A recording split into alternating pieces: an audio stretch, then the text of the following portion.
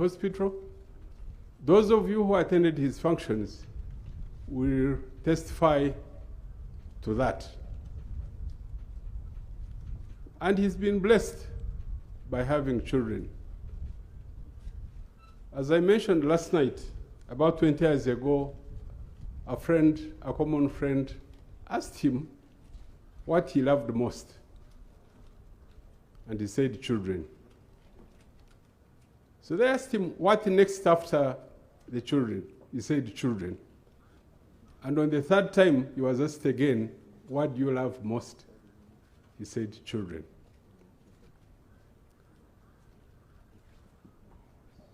Other than his family, this man had a very big heart. We were told last night that there were 68 children who were studying from his house on, I think it's Windsor Crescent in Kololo, from 1986 onwards. How many of us have done even 1% of that? And I must say, it didn't start from there. When we were growing up, we were born into deeply Christian revival families. And these people, our parents, undertook to collect children from as far as they could go to bring children and take them to school. So in each home, you would find children of that home and children who had been brought to study from those homes. And I'm not surprised that even when he started working or he became the army commander, he took it up to educate as many people as possible. Last night, we were shown PhD holders, master's holders, and we are grateful that he was able to do that. Secondly, General Tumwine took art, fine art, as a profession. One time I asked him, I said, when we were at the university, I said, but what's interesting about art? And his answer, which I've come to realize and to believe, is that the art that he has made, what he has painted, will live after him for the world to see. By that time, he told me, he said, who doesn't know Picasso? Who doesn't know Vinci? And who of those people knew who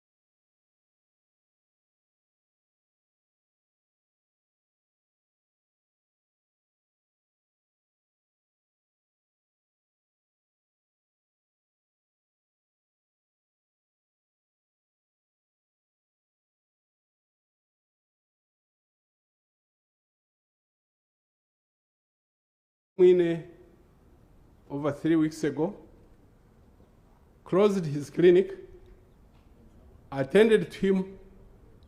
Even the time he died at 5:45 on Thursday morning, he was by his side. There is a condition that afflicted our friend. The medical team, I'm told it's called the GI department, had tried for 5 days to solve it and had failed. 2 days after we had entered into Nairobi Hospital, Professor Ray did it and did it successfully. Definitely, he does not give back life, but he has done a wonderful job, and Your Excellency, that man must be recognized. To the family, my wife and I pledge continued support to the family as much as our resources will permit. And with that, may the Lord grant Elly lasting peace. Thank you.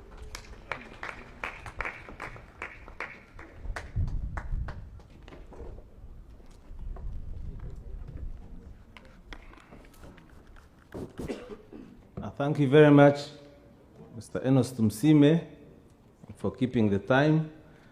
I want to take this opportunity to invite the daughters of General Tumwine to come and give you a eulogy. As they come, allow me to break a bit of protocol. They are children of foreign comrades. I know you are quick. He was very passionate about this group. Please come and lay your wreath as the girls come.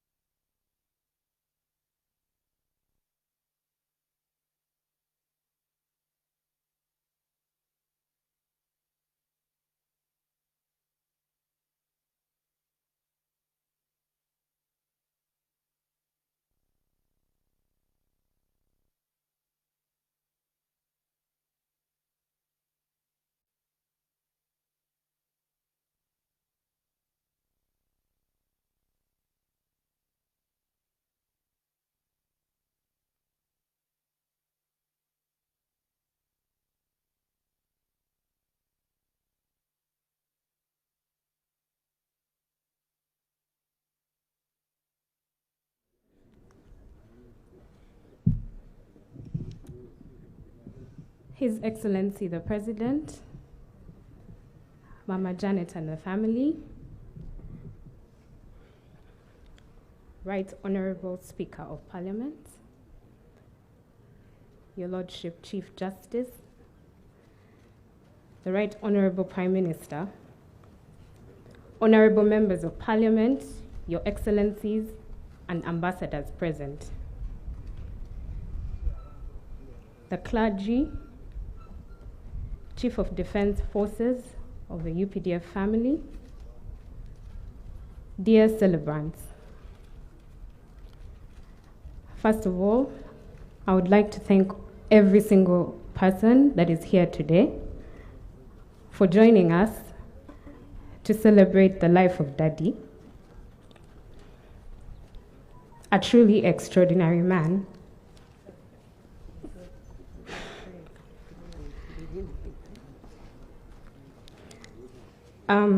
At a time like this, it is obviously difficult to speak, So may the Holy Spirit guide. Daddy was a God-fearing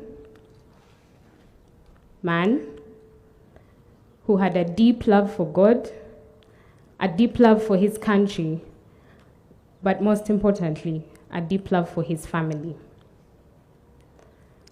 Growing up, we experienced so much love from our father that as a result, we have turned out to be loving people.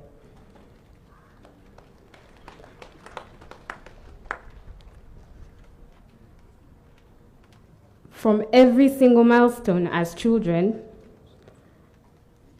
there is none that I can think of and not see my father's face. From when we were born to when we were baptized, confirmed, birthdays were a very big deal in our family.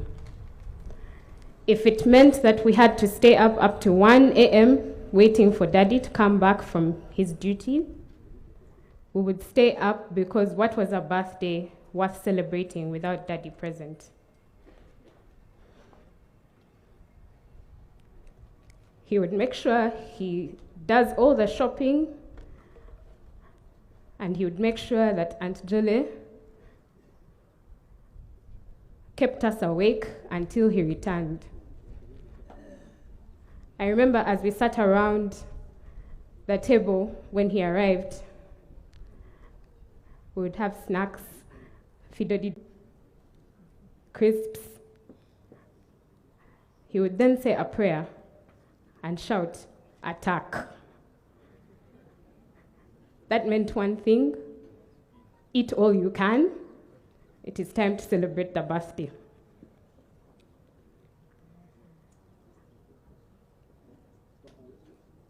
As we grew older, throughout all the schools that we went to, Daddy was present for every concert, parent-teacher meeting, sports day, whatever it was, he was present, to the point that our school communities made it a point to invite him personally, knowing he would always show up.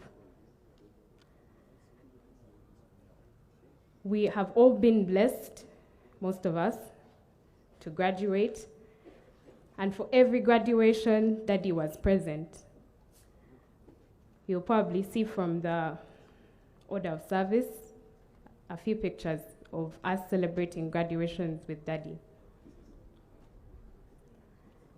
Daddy was an energy, not even a human being.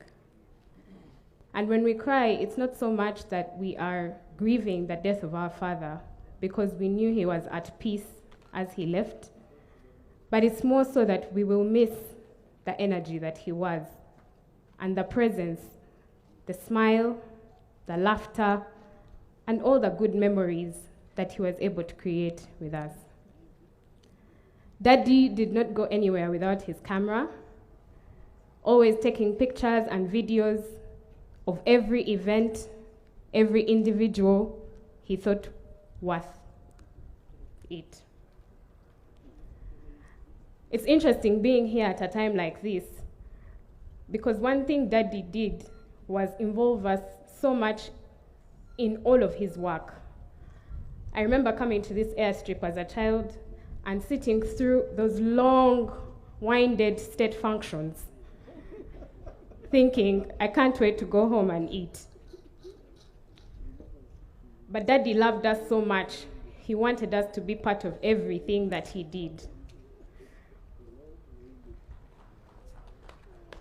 One fond memory I have of Daddy was while he was at the Kimaka Staff College in Jinja. I remember he bundled us all up. Actually, I think he may have sent cars to pick us, and we went to meet him there. I think we were probably the only few families that went to join the other senior officers while they went through the course. And I remember us having a beautiful time with him. He took us around Jinja to the source of the Nile. Daddy was proud of Uganda. He loved its beauty, the nature, fresh air, food, and the blessings that this country has to offer. I have so many memories that I could pick sharing with Daddy, but I'll just touch on a few that really left a mark on my heart. In 2017, Daddy and I went on a trip to Kazo, Rwemikona, Mukuru, his home village that he loves so much. And while on the trip, he told me so many stories about his life, his relationship with his family, his parents, his siblings. He told me about the Bush War and how blessed he was to be able to live a life where he can now see us grown up, many of us graduated and working, and others having even started families. It was on that note I was very quick to jump in with my word and assure him, Daddy, I found someone. Nde, he said. What do you mean? I said, I have a special friend that I would like you to meet. Daddy was very cautious and took his time with important decisions. His advice was, take your time, study him, and when the time is right, you will know. I dare say my father knew me, probably more than I knew myself, and more than most people know me.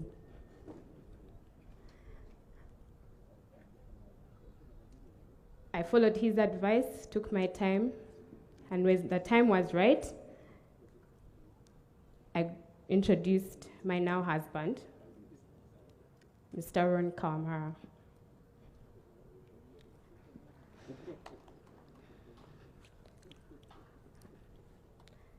Daddy was so proud. I remember dancing so much with him at the wedding. It's like he told me, "Onashimwana we, kawazaku ntramaguru." But that was Daddy. Whatever accomplishment you had, he was ready to celebrate with you. And especially if it was to do with his children, he was always ready to participate. The one thing I have in common with my father is that we're both creatives. I'm not so much an artist. Actually, my art skills are very poor. But the one thing we share is we both write music. I remember Daddy was very adamant about involving us in his 1st November celebrations, to the point where he asked my sister and I, Shara, to perform. We were very excited. But that was his way of showing that he was proud of whatever talents that we had, and he always encouraged us to harness them.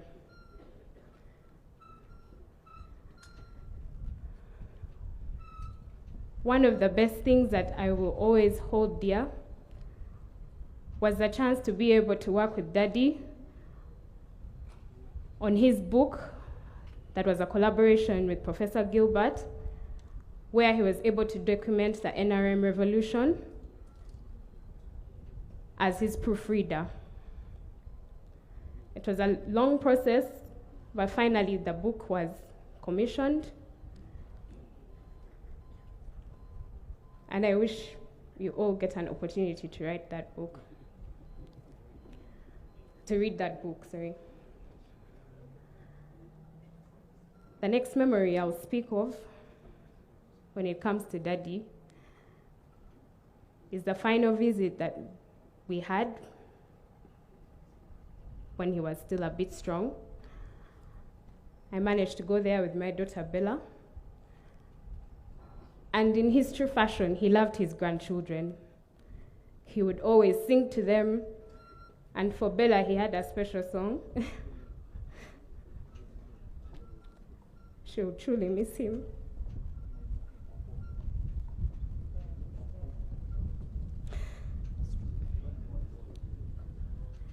Daddy really wanted to share these with me in that moment. And he had shared them over time. But looking back now, in that moment, it was more important than ever. He was like, do you know the 10 things that are the most beautiful in life? Of course, I had heard this before, but I could tell he wanted to reiterate, as it was his normal way to always teach and impart something in not just us, but everyone he met. And he was like, all of these things are free, thank God. A laugh, a hug, a smile, God's love, love for family, and unity. Daddy,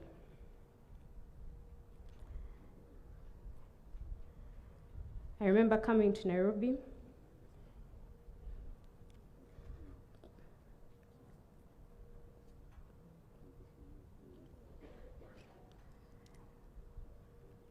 You always told us that this day would come, not just for you, but for everyone, and you always spoke so candidly about death. Nothing, however, could have prepared us for seeing a man who was always in control, always ready to take action, always present, look so weak. I remember the day before, you rested. We went into the hospital room with Brenda, and for some reason were compelled to say everything on our hearts.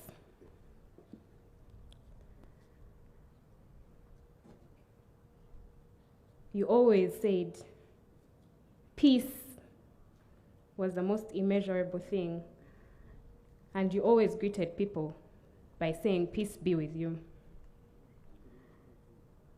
I played you back the video that you had recorded during COVID time, encouraging all people to always make peace with God, themselves, and it is only then that they will be able to have peace with their spouse, their family, their community, and last but not least, nature. I knew you were at peace in that moment. And as we left the room, I remember singing and playing for you one of your favorite compositions, Nkaguma Nkareba.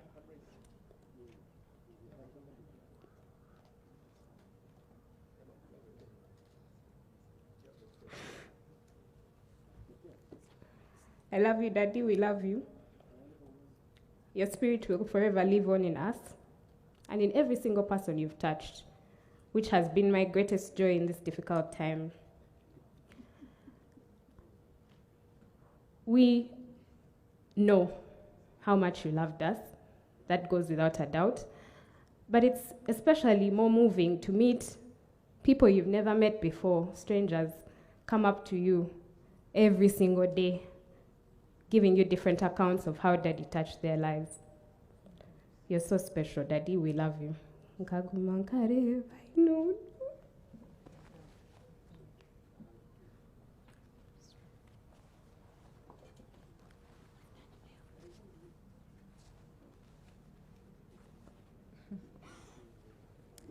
His Excellency the President, retired Right Honorable Speaker of Parliament, Lordship, His Lordship, Your Lordship, Chief Justice. Okay. All protocol observed. Okay. May God give me the strength to speak. Many of you know him as a battle-hardened army general and a seasoned artist, iconic leader in the Bahinda clan, a patriot, a friend, to mention but a few.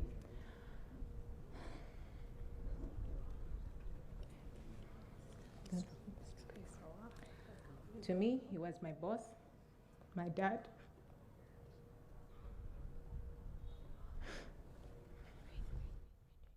and my friend. Daddy was one of a kind. He was unapologetically himself, unique in expression, passion, and values. He was a teacher, always happy to share his passions with all the people he interacted with. From the smallest to the biggest, he did not segregate. He would always say that we are to walk in our uniqueness and not to try to copy others, but rather find the value that we can add with the uniqueness that God created in us individually. He would say that there is only one Tumwine who will ever exist, and no one will ever be like him. He truly lived his dream and enjoyed his life.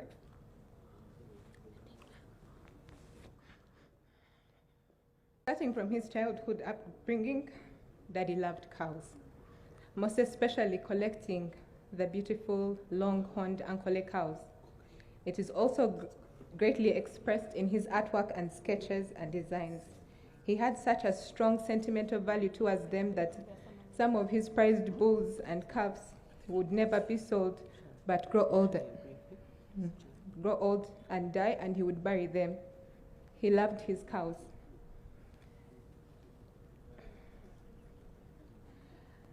He was an artist in multiple spheres, from fashion to art on canvas, music, and photography.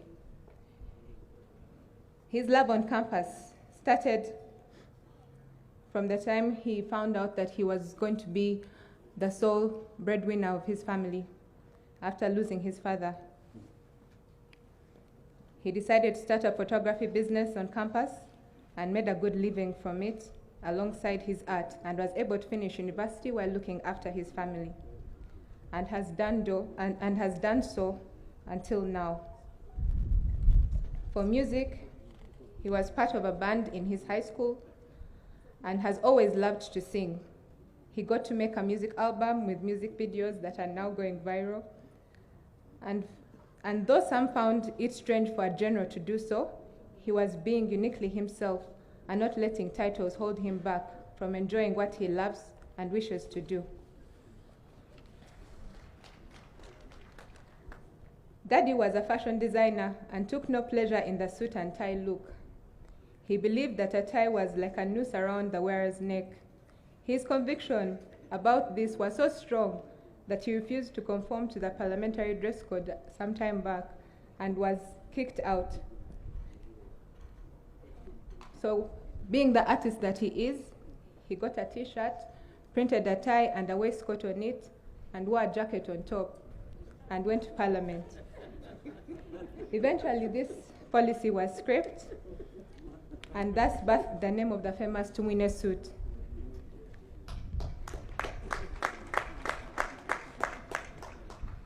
He loved his country. He was passionate about seeing Uganda secure and developing. A lot has been said about his statesmanship, but let me add this. Whenever he would travel out of the country, he would always say there is no place like Uganda.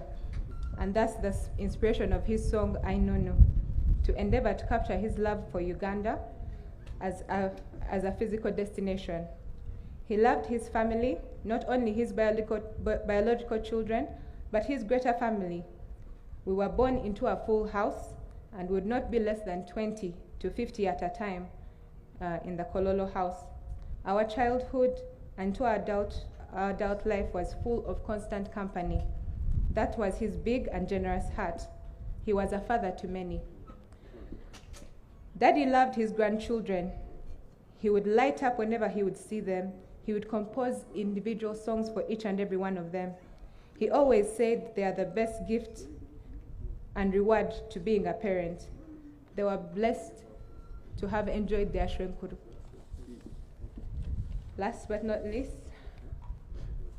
Daddy loved my mother. and his expression of love was to gift you with what he loved, be it an art piece or cow. I remember one story, he was preparing for an art exhibition, and Mommy came down to wait with him and ended up dozing off. He stopped what he was doing, got a fresh canvas, and started painting a picture of my mom sleeping in the chair. And it hung fondly in our house for a very long time. He loved her deeply and had great admiration for Mommy. He would always boast and call her Ihangaire Toan. Sorry, my bad. As he was a father to many, it was because Mom was a mother to them. He was down to earth, and there is no one he met or interacted with that he did not befriend. A few hours with him, and he would be sharing stories with timid people who would not believe how down to earth he was. Daddy was once asked what his definition of a good father was, and he said, to have the respect of my sons and the love of my daughters. He excelled on this above and beyond. And we are testament to this. Daddy was a man of principle, true to God, to us, and to himself. He loved us passionately, mentored us, and showed up for us in all ways, as my sister has shared. I am grateful to God for the privilege of having experienced all these great years. Rest in peace, Daddy. I love you. Praise God. All protocol observed. The Chief Mourner, His Excellency the President of Uganda and Mama Janet, the clergy. I'll not go into those details. But I want to thank God so much for my father's life, and I thank you all for coming to celebrate with us his life. The song that was sung before we started, Through Changing Scenes of Life, has really encouraged me, and I'm sure I'm going to speak very well. Daddy lived a purpose-filled life, and even in his death, he has no regrets. He served his country with all the diligence that he had. He believed in the revolution and always strived to ensure that all the achievements were maintained. He loved and believed in the army and the commander-in-chief of the UPDF and always talked highly of him. My prayer is that whatever he fought for can remain alive. Most importantly, his love for Christ. He loved Christ with everything that he had, and he mentored us in that way.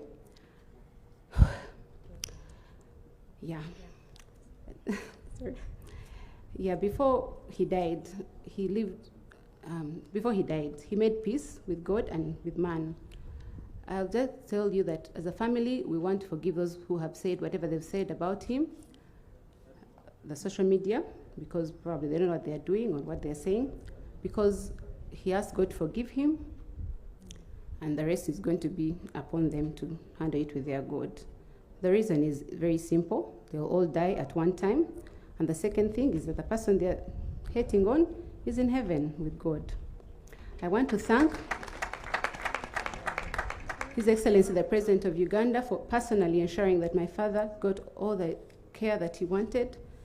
I know my father kept it a secret that he was not well, but when he found out, he did everything in his power to make sure he was well, together with the UPDF. Uncle has already talked about the people who helped. I want to thank Dr. Omoding and the team for being selfless. They did all they could to make sure he was well, but God, that was the appointed time that he was supposed to go. Omoding and your team, may God richly bless you. And the relatives, my aunties that traveled to Nairobi to be with Mommy, thank you for supporting her because it was a difficult time. I want to thank her husband and her wife for being there for us. I want to thank my siblings for the support and the love they showed Daddy. The week before he went to Nairobi, we were always in the hospital, and he was like, wow, this is a reunion.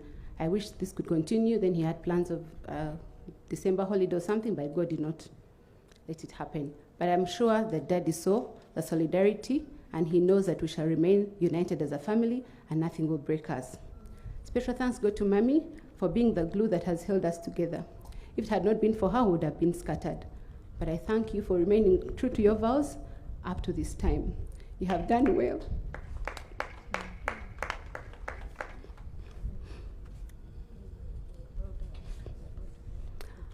and we hope we can emulate you. But one thing we are sure is we will defend you at all fronts.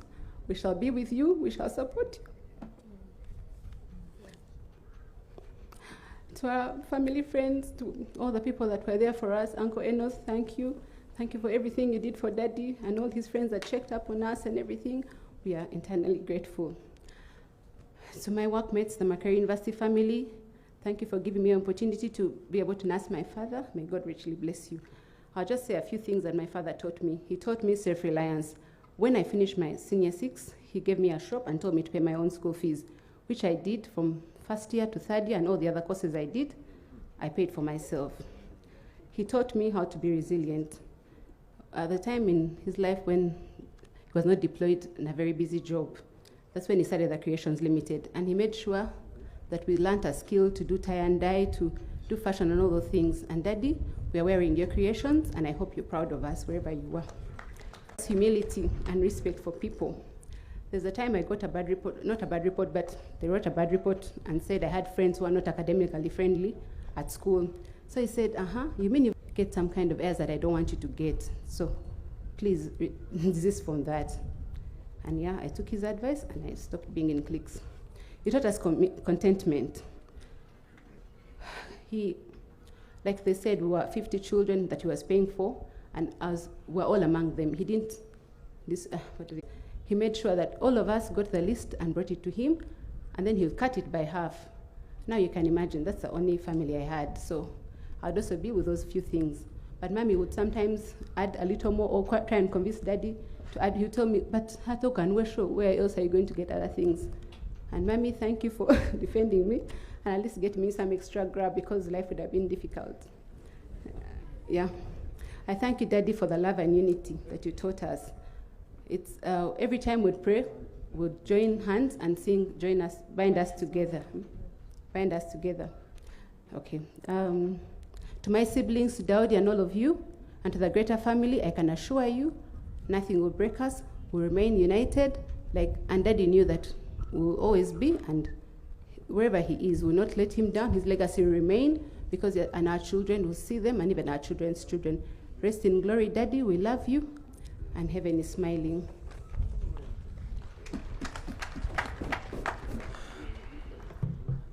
Thank you very much, daughters. Of course, we apologize. They have taken a bit of time, but you can understand how emotional they are. Now I'll invite Dr. Moding to come and make a few remarks. As he's coming, yes, this is the team that treated him, but also became friends and close people to him in his life. As they come, we have a condolence message from Uganda Tourism Board. It's signed by the chairman of Uganda Tourism Board, Mr. Mugireko Daud.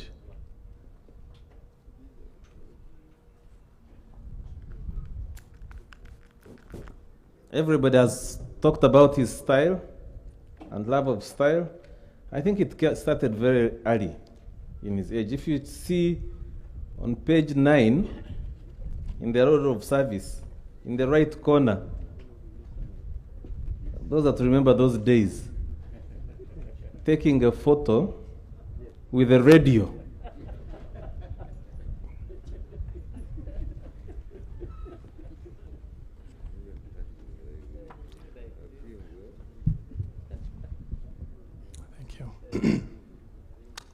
His Excellency, the President of Uganda, the Chief Mourner, the Right Honorable Speaker of Parliament, the Right Honorable Prime Minister, Honorable Ministers of Cabinet and of State, Members of Parliament, members of the Diplomatic Corps, the widow, Mama Elly Tumwine and the children, the CDF, generals of the UPDF officers and men, the religious leaders, the traditional leaders here present, and all fellow celebrants. Allow me, His Excellency, to present to you a brief medical report of the late Honorable General Elly Tumwine Tuhiriwe, on behalf of the team of doctors that was led by Dr. Rem Jackson, who is a senior consultant, executive director of the Uganda Cancer Institute. The team constituted of doctors from the Uganda Cancer Institute, myself as the lead doctor for the late Honorable General Elly Tumwine, supported by Dr. Okuku Fred, who is here with me, Dr. Solomon Chibude, who is a radiation oncologist, Dr. Lutu Israel, a senior consultant radiation oncologist, Dr. Leta Joseph, medical officer, Muliowa Isaac, who was a nurse oncologist, nurse oncology, Dr. Kabito Hassan, Dr. Bugeze Samuel, represented the Cancer Institute. We also had a team from Mulago Hospital under the leadership of Dr. Rosemary Byanyima. We had within the Mulago Hospital staff, we had Dr. Kurigamba Gideon, Dr. Jombe Josephat, and Dr. Chang as a part and a parcel of the GI, or gastrointestinal surgical team that came to help in the management of our fallen brother.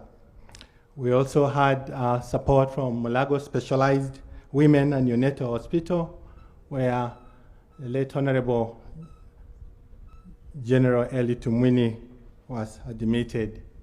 We also had inputs from the Uganda Heart Institute, from Dr. John Omangino. We also had great support from the UPDF. In a special way, we also want to acknowledge the immense support from Major General Muzingusi in the course of the care of fallen general.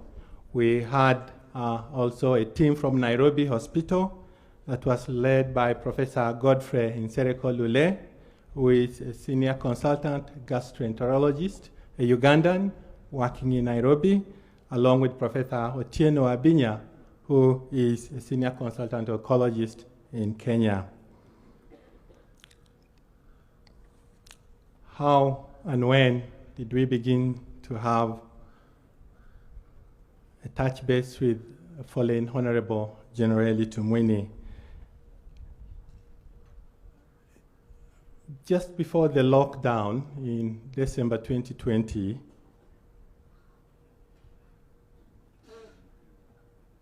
we met with Honorable Elly Tumwine.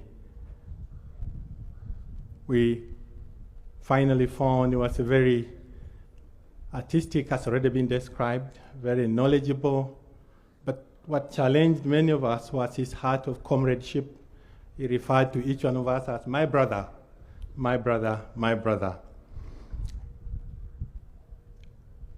He presented with 3 cardinal symptoms or signs of complaints, mainly cough, chest pain, and wheezing. Those were the 3 cardinal symptoms that he presented with. He had also registered a level of weight loss of over 10 kilograms. We embarked on an evaluation to determine what this could be. One of the key tests that was done was a fluorodeoxyglucose PET scan. This had been done in Nairobi just before we had actually met him. On our review of this, we noted that he had had a mass in his left lung. Not only was this mass in his left lung, but it had also spread to involve some of the glands, what we call lymph nodes, in the middle of his chest, and as well as his 9th rib had actually been involved by this particular problem, and extending up to his backbone at our first time of meeting. His Excellency, in oncology, in cancer care, by the time you have a cancer that has actually spread to involve your bones, we are looking at a cancer that is considered a stage 4 disease. And that's the worst you can possibly have. Honorable Elly Tumwine had had a cancer that had spread to his bones and his ribs. He was quite very reluctant to go through the process of biopsy, which is a procedure that we do to access the piece of tissue that we analyze in order to understand exactly what type of cancer this was. It took us a back and forth conversation with him until eventually in June 2021, he accepted to undergo that procedure. We successfully did a lung biopsy along with a bone marrow biopsy at the Cancer Institute. The analysis thereafter confirmed that it was actually lung cancer, and particularly a subtype called non-small cell lung cancer. Non-small cell lung cancer possibly constitutes over 80 to 90% of the subtypes of cancer of the lung. There is what we call the small cell lung cancer, but the non-small cell is the commonest, and it's not associated with smoking. We found out Honorable had never smoked before. Upon that confirmation, we had a tumor board discussion, as it's a tradition in oncology that all patients must be discussed by a group of well-experienced doctors to determine what could be the best available therapy.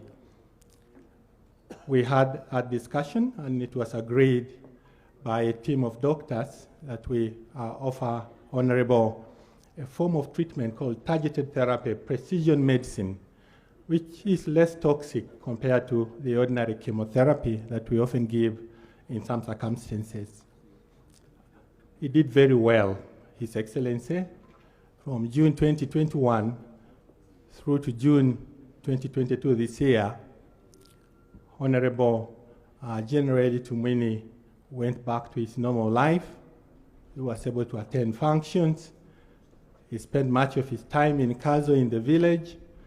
Together with him, he told me, Omoding, my brother, I think village is a very good place. And he said, why don't we call this village therapy? We should experiment and have all our patients, whenever you treat them, send them to the village, let them stay and experience the beauty of the countryside. His Excellency, it was until June 2022, a year after, Honorable General Elly Tumwine called us. And this time around, he was not well. He had developed back pain that had worsened. He had developed weakness in his lower limbs. We are quick to review him again. We repeated a couple of images, MRI scans, to look through his back. We did MRIs of his chest to determine if we were dealing with progressive disease. It was amazing, though, that the findings out of these radiological evaluations were keeping with stable disease. It seemed we were still beating the disease at that point of time. We considered him for what we would call consolidative radiation to those particular spots on his spine and the primary to achieve more additional effect or control over disease, which he did with quite very good results. The pains resolved, the weakness got better. We're all happy until late July of 2022, when we received a call from Honorable Elly Tumwine. This time around, he had developed challenges with passage of urine, and we're quite concerned. Sooner before that, he had developed challenges in his bowel movements as well. We did a re-evaluation in end of July, and it became very evident to us that we had actually now developed progressive disease. Not only was it only in his lung and lymph nodes and bones, but now it had actually spread to his liver, as well as the abdominal wall and a part of the adrenal glands. We again constituted a team and had a discussion on what could be the best way forward. Of course, at this point of time, we were very wary that we were dealing with resistant disease, because we had actually given him the very best first-line treatment, which could be given anywhere in the world for lung cancer. we agreed in principle that we were now dealing with what we'd call a visitor crisis because of now the liver, the adrenals were involved. We agreed to provide and offer him a form of treatment that is meant to support and help his immune system fight the cancer, what we call immunotherapy, which we successfully administered to Honorable General Elly. However, it was a spiral down of events soon after that. The obstruction became a challenge.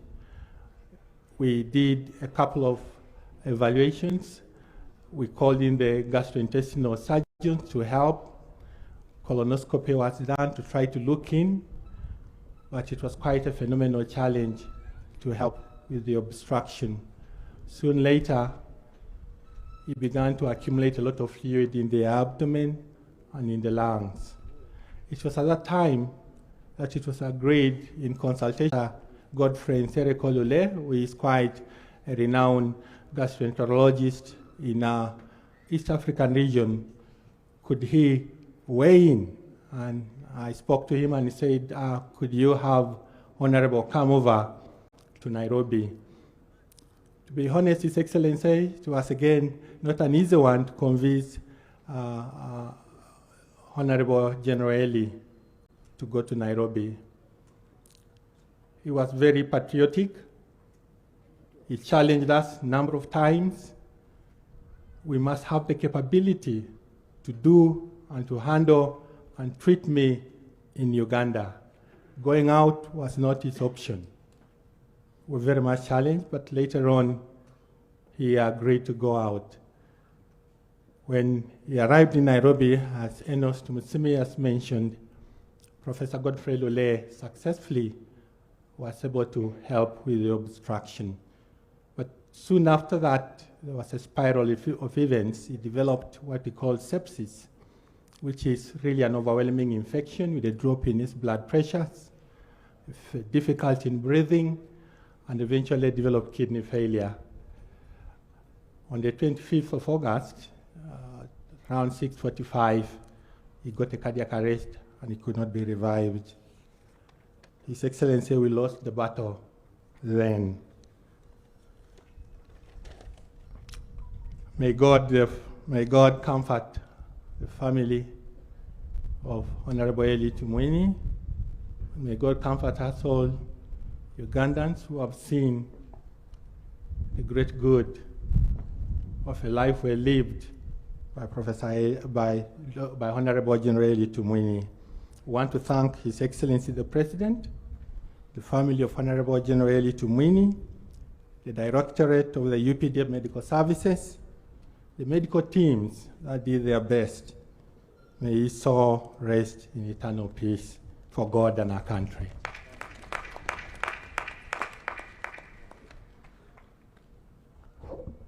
Your Excellency, if breach of agreement will deny us going to heaven, many of us will not go. We agree with the people in the summary. However, people are taking long. Please, the subsequent speakers, strictly 10 minutes, as we invite the sons to come and deliver their eulogy. The sons, please. And we expect Dawood will deliver the message on behalf of the left. Thank you.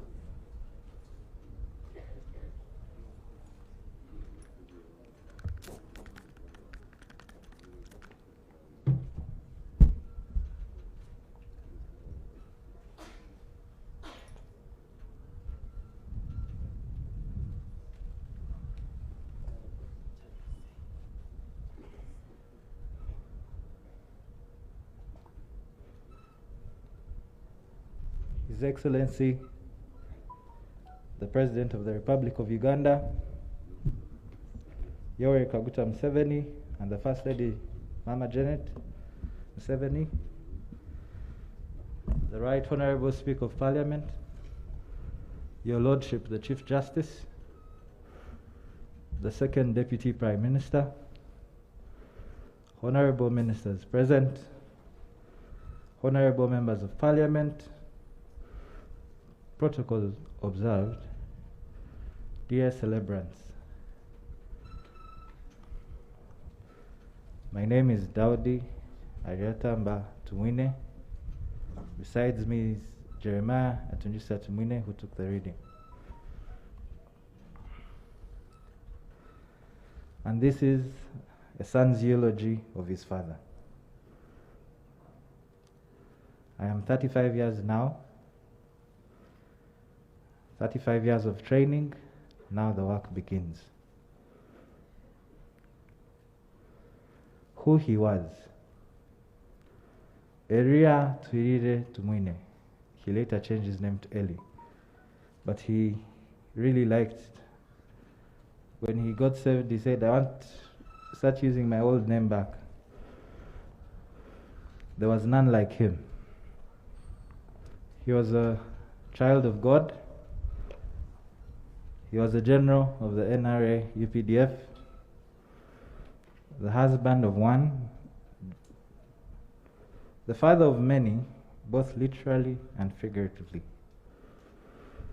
He was a brother to rely on and count on, an anchor to his siblings,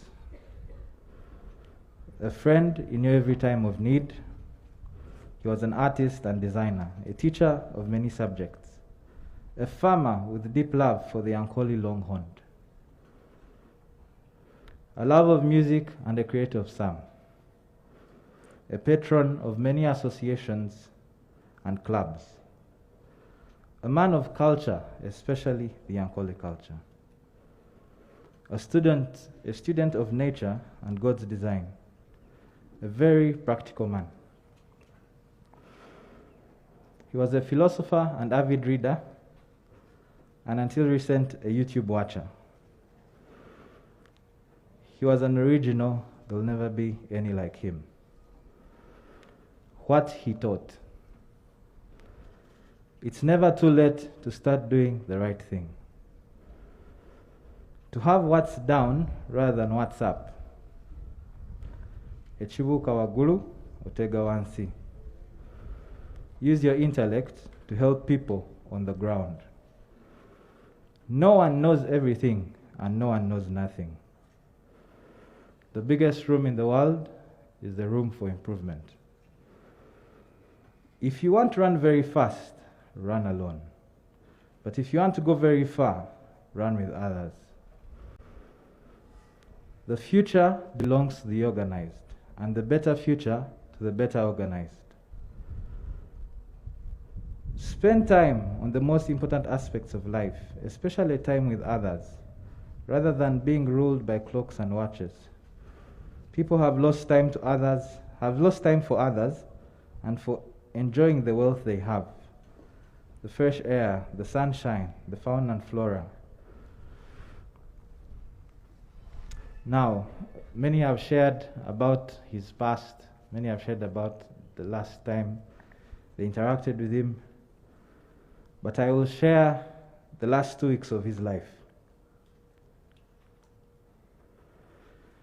Our last 14 days with him were a furnace where my mother, Brenda, and those who joined us later were tested to the core. The US Navy SEALs, considered by many as one of the most elite soldiers in the world, have 5.5 days of intense training, also known as Hell Week. It is the hardest and most grueling week in their training. In the few or many years of my life, these 14 days were that for me, and I was not a Navy SEAL. To see your father look at you and tell you the words you fear the most, not with his mouth, but with his eyes, and in Daddy's case, with one eye, is one of the hardest things I have experienced. To come day after day and see that look, that face that carried a smile and hearty laughter, be the same face that told you his last words and love, all wrapped in one, was truly a tough one. But we had help. We had help, and it carried us through. Who was this help, you wonder? It was not a man, no medicine, no intellect, none of that, nothing. It was the one and only Almighty God. He used men, medicine, and intellect, as well as time, to show us who is truly in charge. Even to the end, he did not forsake us. Even to this very moment, he has not forsaken us. We had our own motto during this time. It was something we learned during one of our many morning devotionals. God is with us, and God is working. My observations and conclusions. 1. In the end, all roads lead to God. No matter who you are or what you do, it begins and ends with Him. 2. Family is God's first choice for the people you should think with, plan with, and do most of the things in this world. 3. Taking the best responsibility for family and working in whatever way you can is more important than being perfect. 4. Who my father was, I cannot be, at least not by myself. That's a task for all of us standing here, and some of you listening to the sound of my voice. He believed that everyone was unique, and it's that differentness that made us all special. In his own eulogy to the late Jacob Olanya, he wrote, and now I will read the same words for his own eulogy. He has left a gap in our lives and in many positions. The challenge for all alive is to fill that gap in a small or big way. Fill his gap not as him, but as you in your own way. Let us do our best to add to his foundation. Let us add to his ideals. Let us improve where he left. Let us achieve his vision to which he devoted his life. Let us make the best of what Elly Tumwine stood for. 5. I will share 2 stories that are a landmark and very, very, very important in the Tumwine household. He shares one of his mother. As she was going into surgery, she whispered a prayer. God, if your desire is that I should come to you, then take me. But if you still think I have purpose in this world, then let me come off this operation table. I assume he too whispered those words. And God chose the latter. He fought the good fight. He finished the race. He kept the faith. The second story is of his own father. On the day he got his acceptance letter to Makerere, 2 things happened. That then what was considered boom or facilitation for government-sponsored students was cancelled. But the next letter that he got was what really did it in for him. On that day, he got a letter telling him that his own father had passed on. And the one thing that forever will ring in our household is what he said to that. I will manage. To him, he made that by himself, and he indeed managed, as is evident by the people standing before you, by the stories and testimonies you've had, and by his legacy. The difference here is I am not alone. At the acceptance of my father's death, we will manage. I have siblings, I have friends, I have many people that Daddy touched, and I will not spare to use each and every one of them. Because he taught us how to work together, he taught us how to manage together. 6. The best gifts are those that cannot be paid back in full. Whether I will pay back Daddy, that's the next leg of my journey. I will end with a verse that will forever ring true in my head and in my heart, and I would like to share it with you. For all sons, this is for you. For all sons that have lost fathers, this is for you. 1 Chronicles chapter 28, verse 9. 1 Chronicles chapter 28, verse 9. As for you, my son Solomon, so I will change this. As for you, my son Daudi, know that God your father, know the God of your father, and serve him with a whole heart and a willing mind. For the Lord searches all hearts and understands every intent of the thoughts. If you seek him, he will let you find him. But if you forsake him, he will reject you forever. Daddy, we will seek him together. Rest in peace, Daddy. Thank you.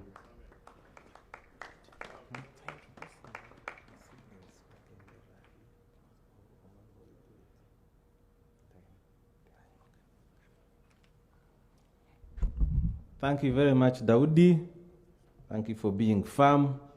I think you can give him another hand. Yeah. I'll take this opportunity to invite General Mugume to represent another set of his friends that served with him. As he's coming, we received a very long and emotional eulogy from Honorable Elly Tumwine, a dear friend of his. It's been going on social media. I'm sure some people have read it.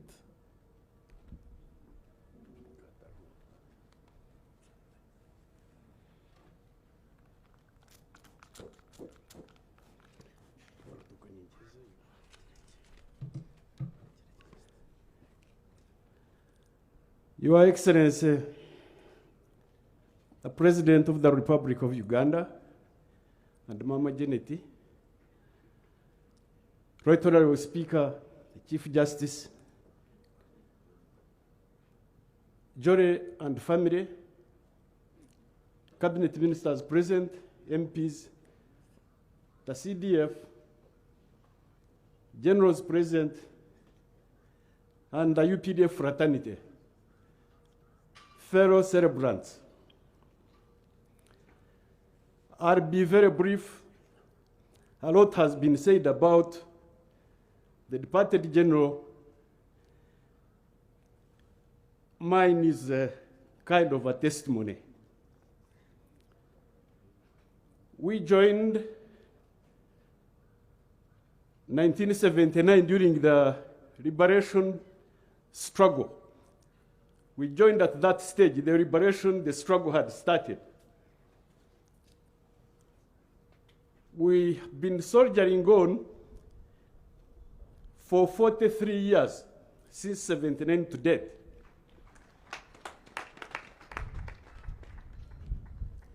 Most importantly, is that God is good. He has been with us. He has brought us this far, and we have managed to achieve some of our dreams and aspirations. Those we joined with, since that time, 79, in 79 we went for training in Tanzania as cadet officers.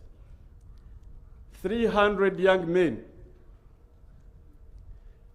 To date, those who were with us last night, you heard General Katumba say that there could be less than 10 of the 300. We again joined 1981 at another stage of the revolution and the liberation. We went to the bush. You've heard what happened there. At the beginning of the struggle there, General Tumwine got injured, But God was still with him. His mission did not end there. He went, got treatment, came back, continued the struggle to date when God has decided to call him. He had dreams, he had aspirations, he has achieved some. Human beings don't achieve everything. But at where he has stopped today, he has left a number of young generation, those who have gone through his hands, whom you have heard, those who have gone through the hands of many others, will carry on the mission. He has given his best. He has seen Uganda transform to what it is.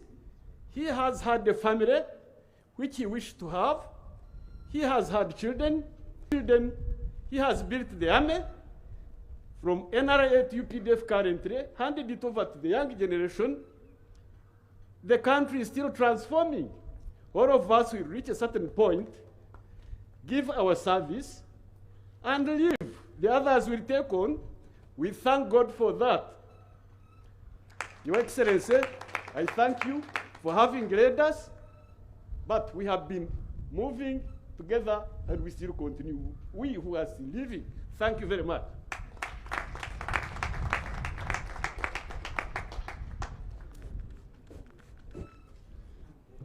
Thank you very much, General Mugume. Being very brief, but to the point. I'll now take this opportunity to invite the Chief of Defense Forces, General Mbadi, to come and make your remarks. Dear celebrants, thank you for being very patient with us. We're almost coming to the end. I request that you be a little more patient. A few more speeches, and then we close.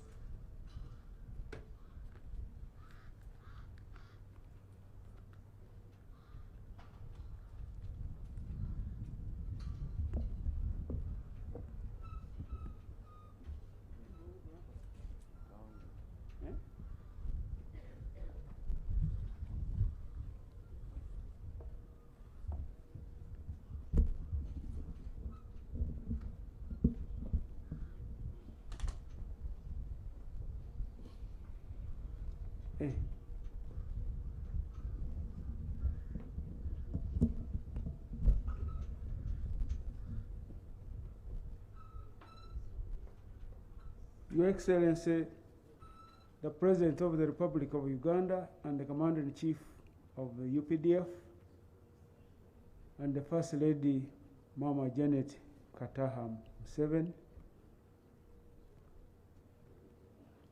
the Speaker of Parliament, the Chief Justice, in the interest of time, all protocol observed, fellow mourners, and the bereaved family. First of all, I want to thank God for bringing us all of us here, to come and celebrate the life of our accomplished general. I also want to thank Your Excellency, the President, for finding time to come and grieve with us as we celebrate the life of your comrade, whom you have been in the struggle with for a long time. Thirdly, I want to convey the heartfelt condolences of the UPDF on behalf of the UPDF and on my own behalf, following the death of our beloved General General Elly Tumwine Tuhirirwe, which occurred on the 25th of August this year at the hospital in Nairobi. The UPDF family therefore extends its sympathy and condolences to the departed comrade's family, his relatives, and his friends. As UPDF, we have lost an accomplished general. He was our mentor. He was our model. And like previous speakers have spoken, I can't repeat all that they have spoken. We will live to remember him for what he has.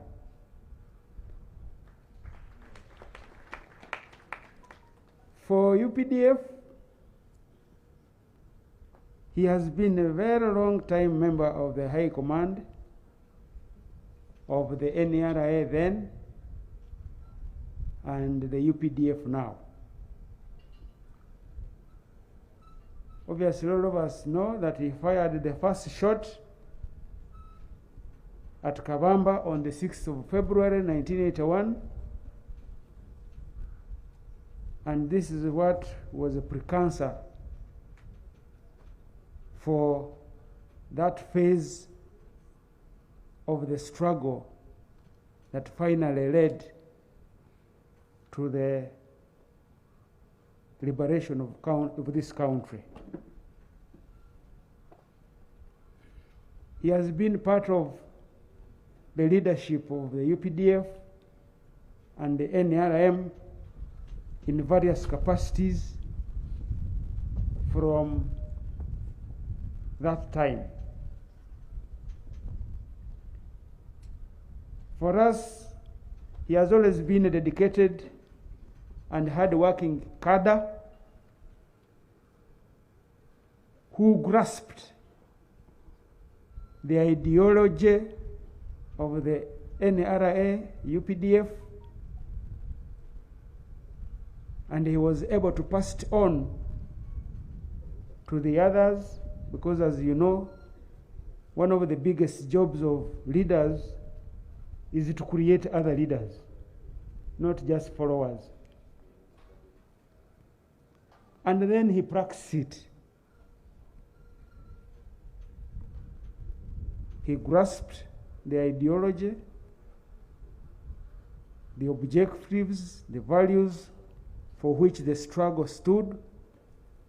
He was able to pass it on to those that came after him, and he practiced it. He has therefore been, to us, one of the revolutionary pillars of the UPDF, the NRA, and the government. The general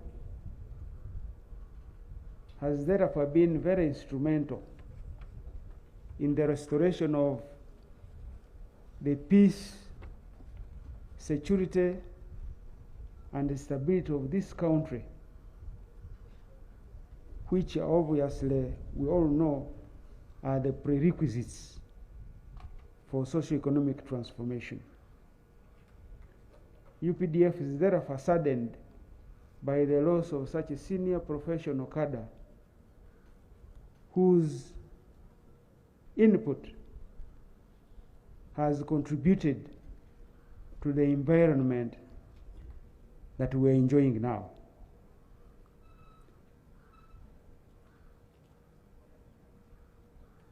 For the military and professional history of General Elly Tumwine,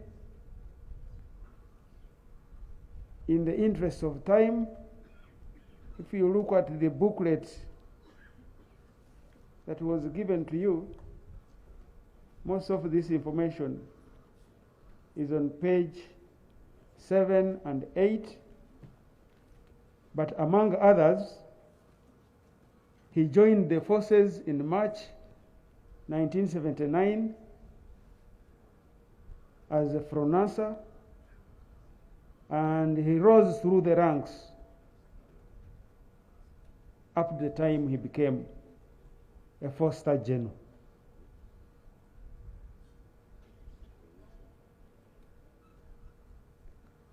Among the many appointments he held while he was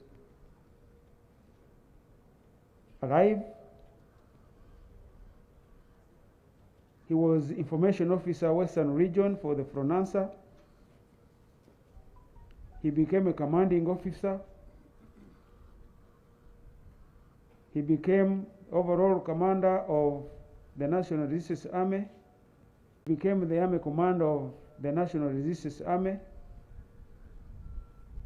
He was at one time Minister of State for Defense. He was chairman of the Appeals Committee during the RIF, reduction in force. He was the chairman of the General Court Martial. He was a director of External Security Organization, Director General. I think he was the longest serving member of parliament representing the UPDF for about 35 years.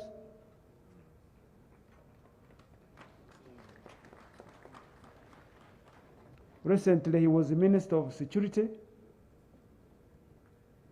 and at the time of his passing on, he was the presidential advisor on security. This is not a small feat.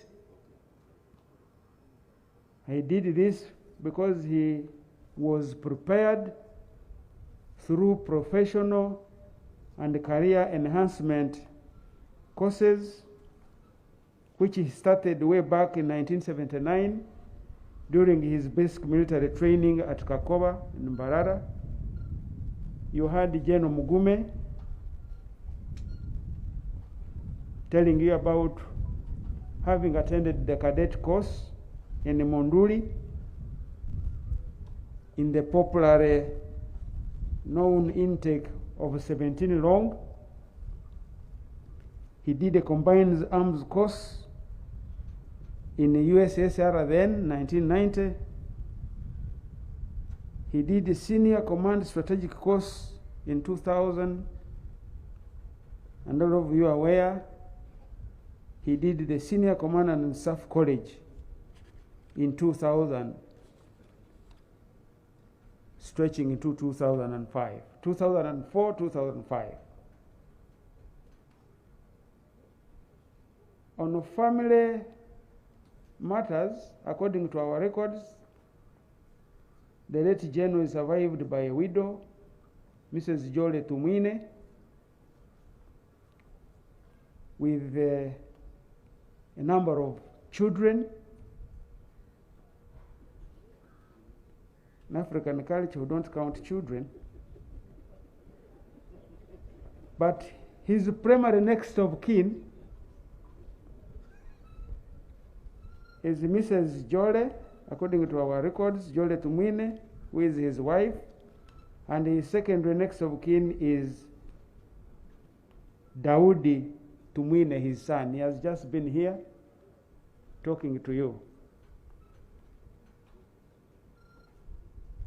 We shall deal with the family to guide them on how to access their entitled survivor benefits after the burial ceremony. Before I conclude, I would like to state that in General Tumwine, we realize that the centuries have given many men to measure up to the standard of greatness. many men of worth, of a place in the temple of fame, many men of valor, many of brilliant attainments, and many of splendid virtues. The general was one of those few among such people.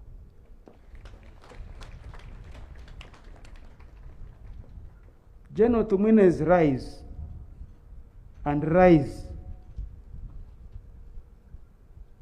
from the rank and file was not an existence in a vacuum.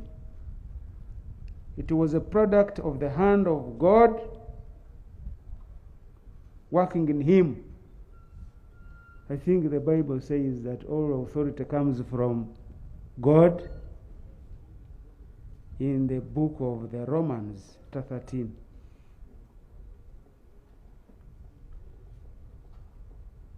So he was a product of the hand of God working in him. Obviously, his self-discipline and the selfless mentoring of our president and commander-in-chief, which inculcated in Uganda, which was inculcated in Uganda's revolutionary journey.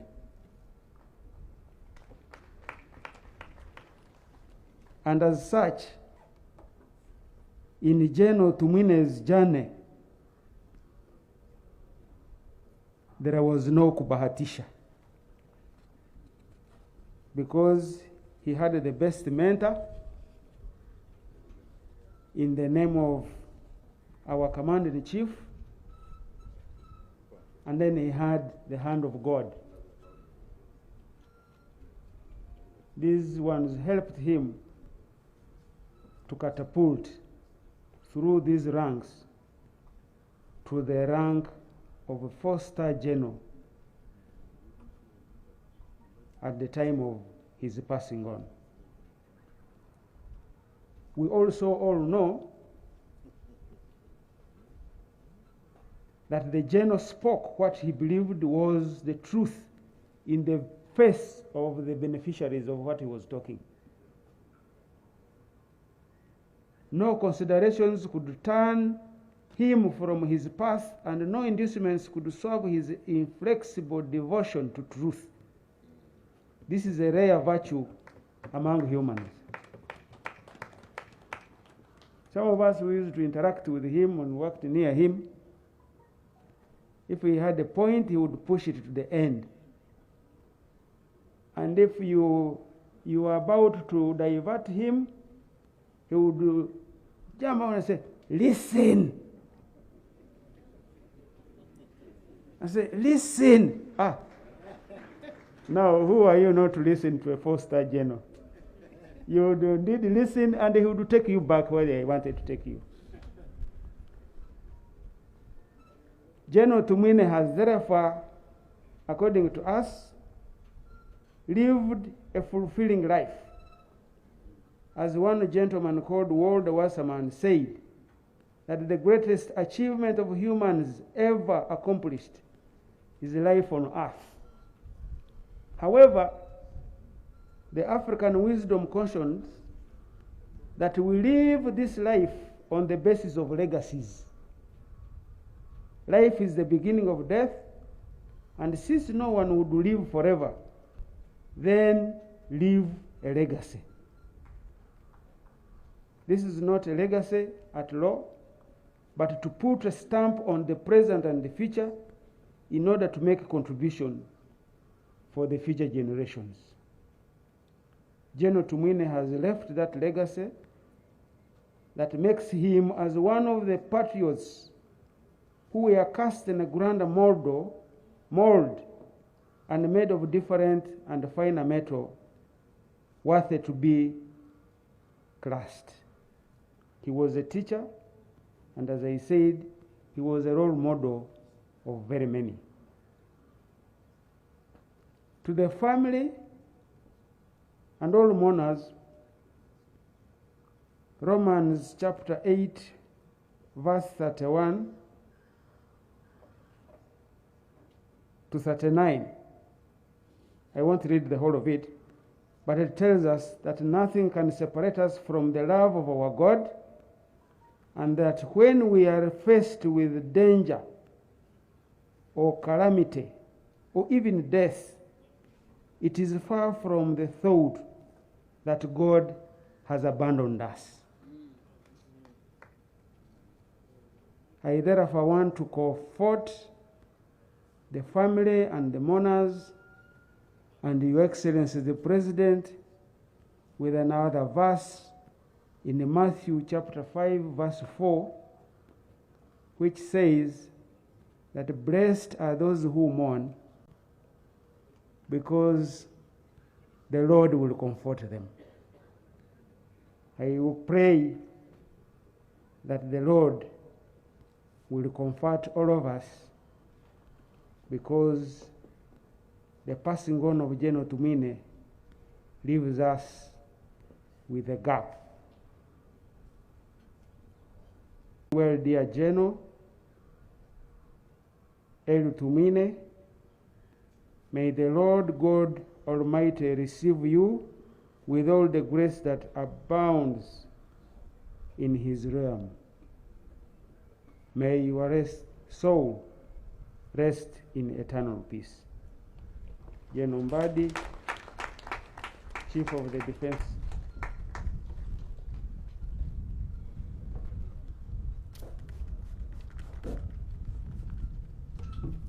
Thank you very much,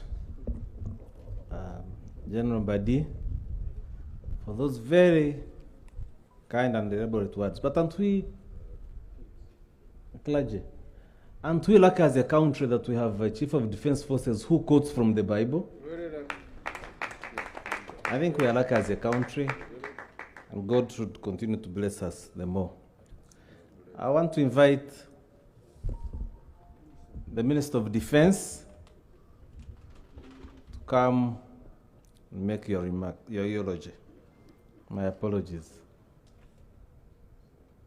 I think it's also comforting to see the respect accorded by the current leadership to the senior leaders. I wish even in politics we can learn that. I think we would be a very prosperous country.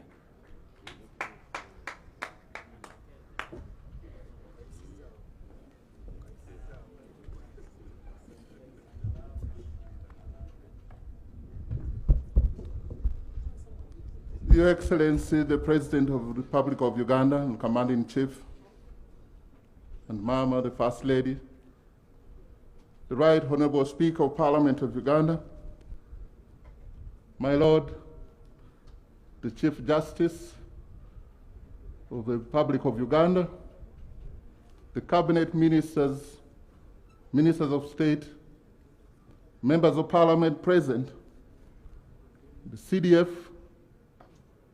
distinguished celebrants today. Your Excellency, before I read the message, permit me, and this is the only time I have, to state two things. First, that I'm holding the brief for Honorable Sempija, who is struggling with emotions far away from Uganda and will not be able to attend. Secondly, to put it on record that the first time myself, the Apollo Kashanku, Ashaba Hannington, the Mugisha Wairindi, Hipu Mwebaze, and the group of Makerere met you at State House, a student who had formed a study group. That appointment was made through General Elly Tumwine. Afande Elly Tumwine, I salute you. Without you, I would not have entered State House Nakasero. Of course, the rest is now history. fellow celebrants, on my behalf and on behalf of the Ministry of Defense and Veteran Affairs and UPDF, I convey to you the bereaved family of the late Honorable General Elly Tumwine, relatives, friends, and in-laws, and to our Commander-in-Chief, our deep-felt feelings of sadness, sorrow, and condolences following the irreplaceable loss of Honorable General Elly Tumwine. I, for one, before I grew political ambitions and later joining politics, which has since led me to serve in the Ministry of Defense and Veteran Affairs as a Minister of State, I am one of those who, as a student, got inspired by achievements, good deeds, and promising strategies of NRA, and not only for liberating Uganda, but most importantly, for making Uganda a better place for us all to live in, prosper, and make contribution to. I know each one of us has and knows something about General Tumwine, but what I'm sure is anonymous to all of us about him is that General Tumwine fired the first shot, which is a clear testimony that he was there from the real beginning of NRA guerrilla war. And to that, we salute you again. We also agree that he lost an eye and still fought on until the end, which really shows us the love, the zeal, and the will he had for a better Uganda. Then for him to could have been found befitting the appointment to the position of the Army Commander, moreover, the first of NRA, is both a clear testimony and recognition of his personal achievements and ability to the cause. At Ministry of Defense and Veteran Affairs, we are happy and proud that able leadership and stewardship at the helm, we have had a small contribution seen and felt in the huge national transformation of our country, Uganda. And we sincerely owe this to our Commander-in-Chief, General Yoweri Museveni.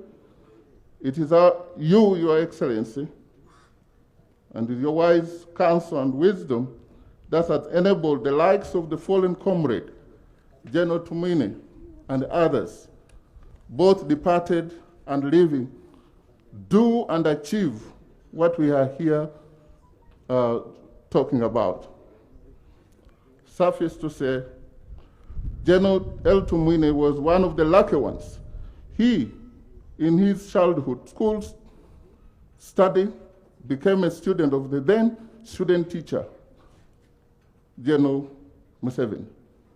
He later benefited from the then guerrilla war commander under your leadership, sir. Your Excellency, your leadership has created an enriching environment that has sprouted socio-economic development, including but not limited to a flamboyant opposition in Uganda. Personally, as an NRM cadre who desires and aspires to move Uganda forward through NRM agenda, I shall never forget where the NRA has brought this country, and shall remain indebted to the contributions of the likes of Honorable General Elly Tumwine through their charismatic actions and through the official positions and appointments they've held. Dear celebrants, I'm at loss of what to say about the hero laying before us, because me standing here in the shoes of Honorable Sempija, my Senior Minister of State Defense and Veteran Affairs, who was caught by this demise out of the country and claimed to qualify or judge the deeds and achievements of Honorable Elly, is like a catechist standing to qualify and evaluate the deeds of a pope. Nonetheless, permit me to acknowledge that General Tumwine loved UPDF, and UPDF loved him too. The reason he has served at his topmost governing body, the High Command, the Defense Forces Council, on top of representing it in Parliament for over 3 decades, as you well know. And I want to proudly say, in my firm opinion, that nobody loves Uganda more than the UPDF. And as such,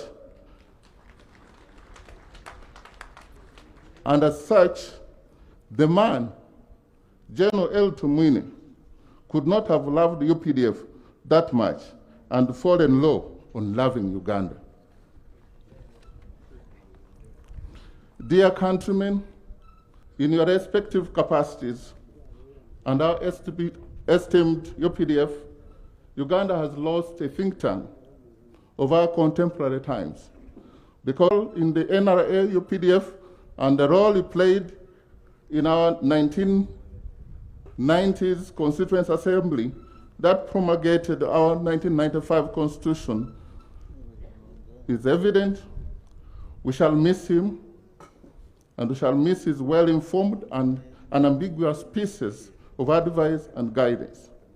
Allow me once again, on behalf of the Ministry of Defense and Veteran Affairs and UPDF, to thank you all for being with us to afford and accord our beloved Foster General, Honorable Emeritus Member of Parliament and Minister Elly Tumwine a befitting send-off.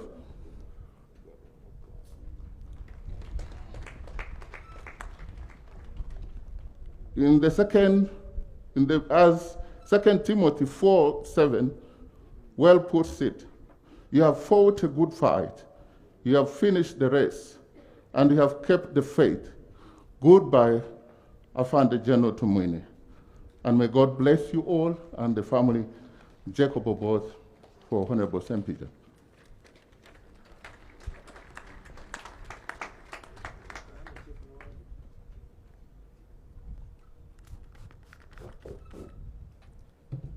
Oh, thank you very much, Honorable Oboth.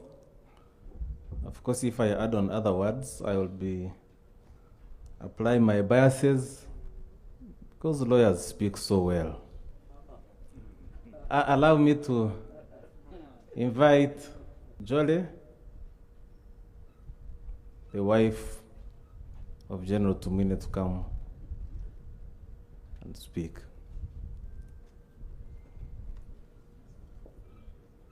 I'm sure you notice we are really coming to the end. I want to thank you very much for being very, very good people. Thank you.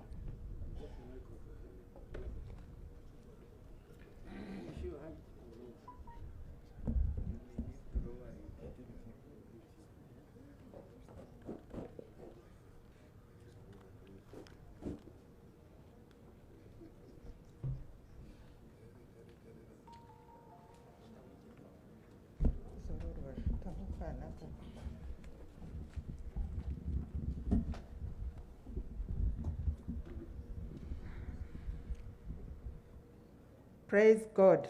Amen.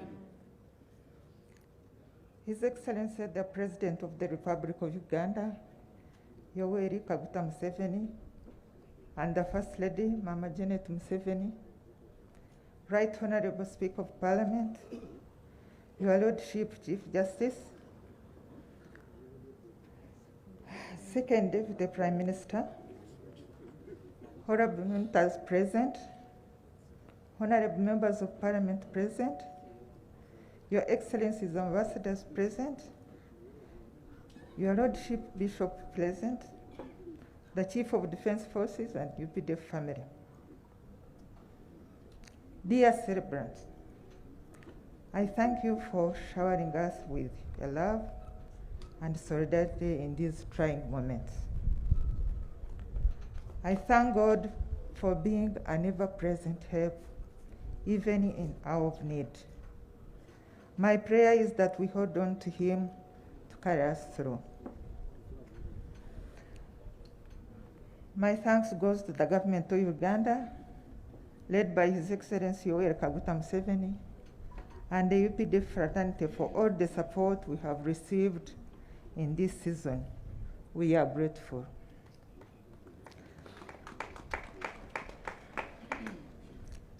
I thank the teams of prayer warriors who interceded for Elly.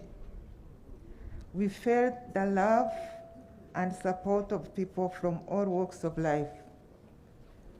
I would like, in a special way, to thank the Greater Kampala Revival Fellowship for keeping the fire on the altar burning. I thank my children for taking care of their father. From the time he started feeling unwell to the time we went to hospital, all worked as a team and a support system to me and to each other.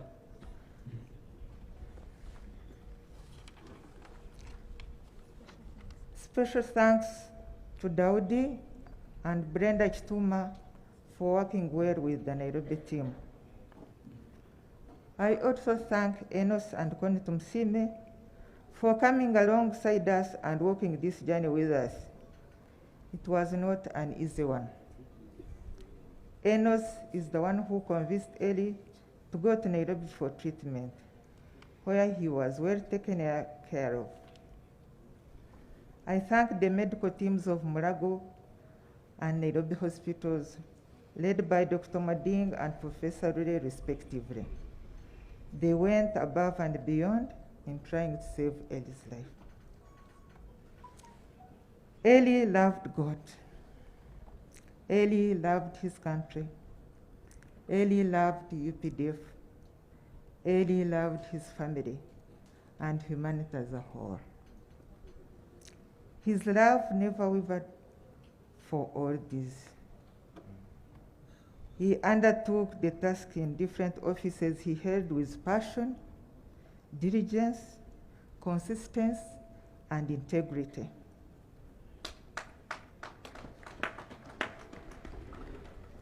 He was a man of all seasons. He embraced each assignment without complaint. Whether in office or out of it, he remained loyal and true to his values and the values of the revolution.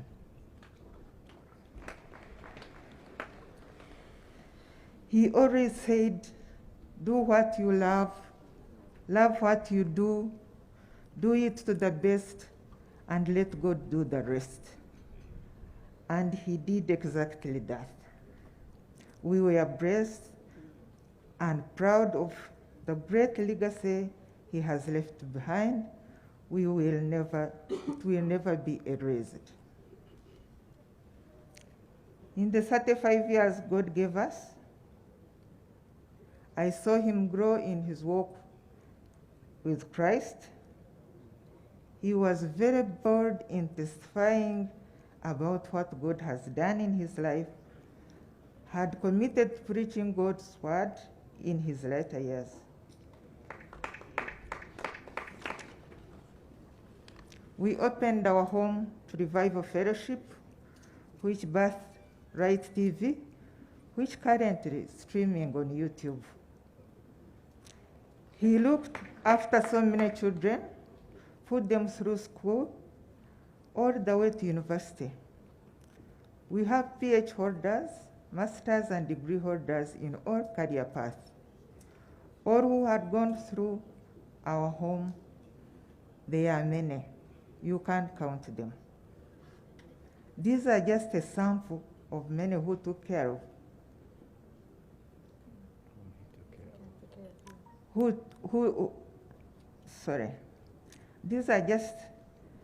There are many, we can't count them. But we are grateful for his big heart and commitment to humanity. Elly was intentional in befriending his children. All our children truly experienced the Father's love, care, guidance, and provision. He always made time despite his busy schedule. I think you've heard the testimonies from his children, how he made time for them, how he took care of them, how he shared special moments with them.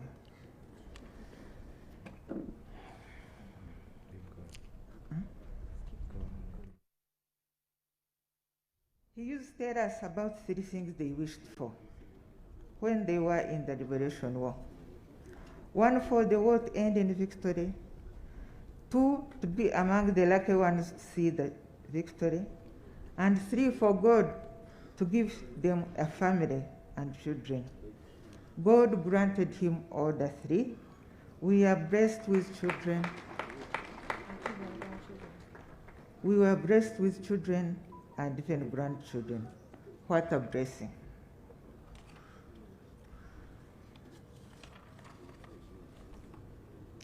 He was a soldier for Christ, a liberator, a person who always stood for truth and fairness despite the cost.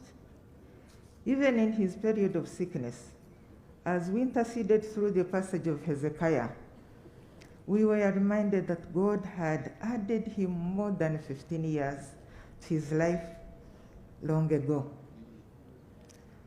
Through near-death experiences he encountered in his lifetime, he was struck by lightning, was bitten by a snake on multiple occasions, shot in the head, but he survived through it all. We thank God for his life and long life.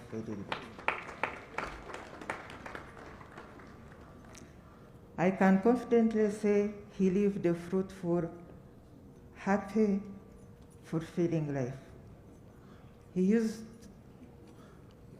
always told us he was grateful to God for granting him all he desired and wished for in his life. He was blessed. He was blessed. We are happy to have lived with a blessed man, and he had impacted our lives with such a blessing. Last but not least, I would like to thank God for the life of my amazing husband, Elly. He was a unique and a very rare human being who did things in his own way. We shared a fulfilling, adventurous life together, with its ups and downs, but God kept us on course, and here we are at the end of our vows till death do us part. We will always be grateful for God giving him us, and we will miss him deeply.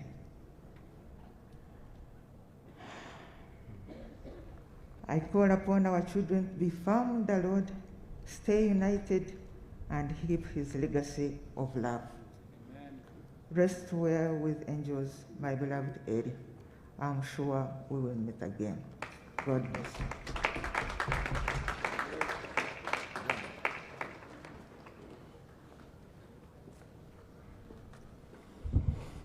Thank you, Jerry, for those wonderful remarks. Your Excellency, sir, it is written in Jeremiah 17:10, and I quote, I, the Lord, search the heart, I try the reins, even to give every man according to his ways, and according to the fruits of his doings. On this note, allow me to invite the First Lady, Mama Janet Museveni, and the Minister for Education to come and give her remarks or her eulogy. Thank you.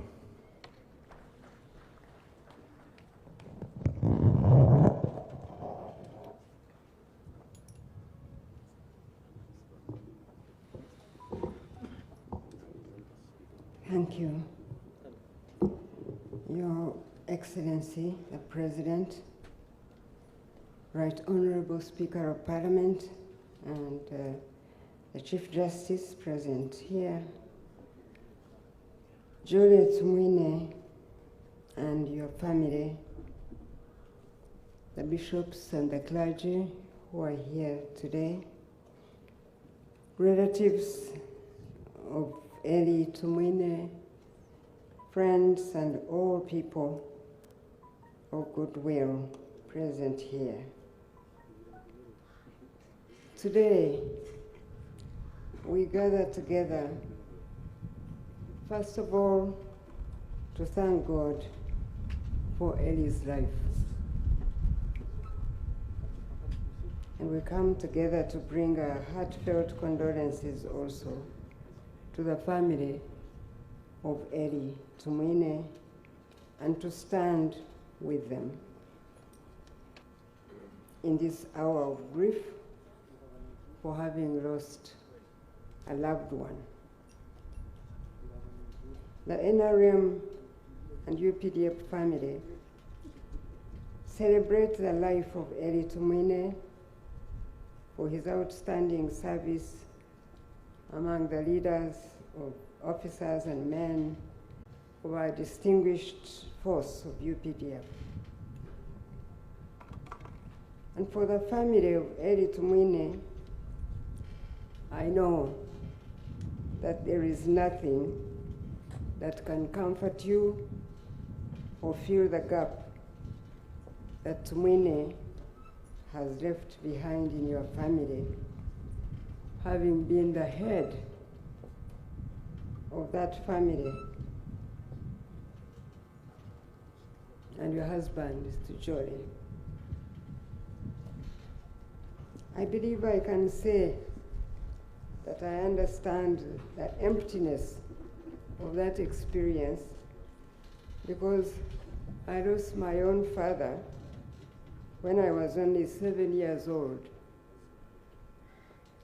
And I know the insecurity of a home without a father.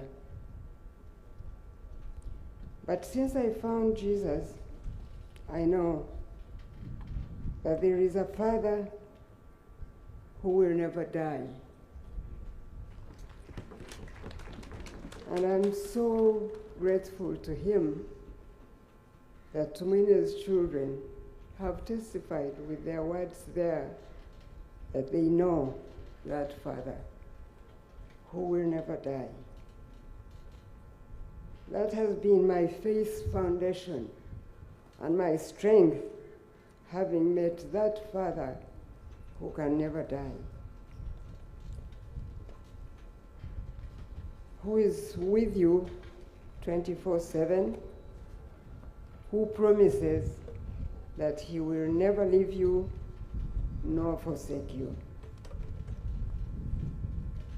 He's the one who can fill that gap and also provide the security that is real and can be trusted and can only come from him. I'm happy to know that you know that Father Jolie, and I'm confident that if you stick with that Father, I have no doubt in my mind that you will find the peace that only he can give. And I'm happy to have listened to your children and to your son, who used his own father's words that you will manage. I have no doubt in my mind that you will manage because of that Father I'm talking about, who you all know. Otherwise, I will repeat the words that many have said here that come from Timothy 2, chapter 2, verse 4-7, that said that Tumwine, in quotes, he has fought a good fight, he has finished his race, and he kept the faith. The Bible says that there is a crown of righteousness which the Lord, the righteous judge, will give to all those on that day who loved his appearing. That is the only comfort we can all give you, Jolie and your family. And they remind you that Tumwine is now in a better place. That will give you some comfort and some happiness. We all hope, as Mugume said, to go to that place someday, each in our own time. And we know that we will miss Tumwine, all of us seated here, but we believe that he has gone to a better place. And we're grateful that he has achieved his mission, as many of you have testified. Mukama gumene imwe, kandi abenwe abagumya, abaheereza obusinge obwenseteine, kandi n'omwesigwa, naimwe omumwesige, mwebale kumpurikiza.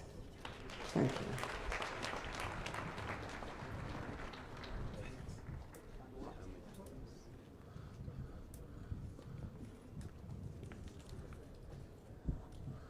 Thank you, Mama.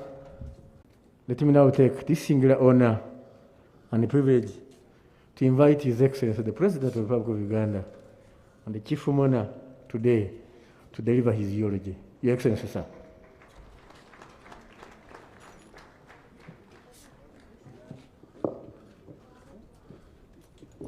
Right Honorable Speaker of Parliament, His Lordship, the Chief Justice,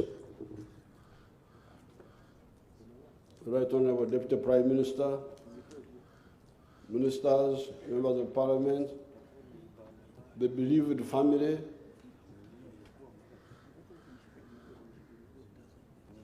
members of UPDF, members of the Diplomatic Corps, n'abakungu bazimwe na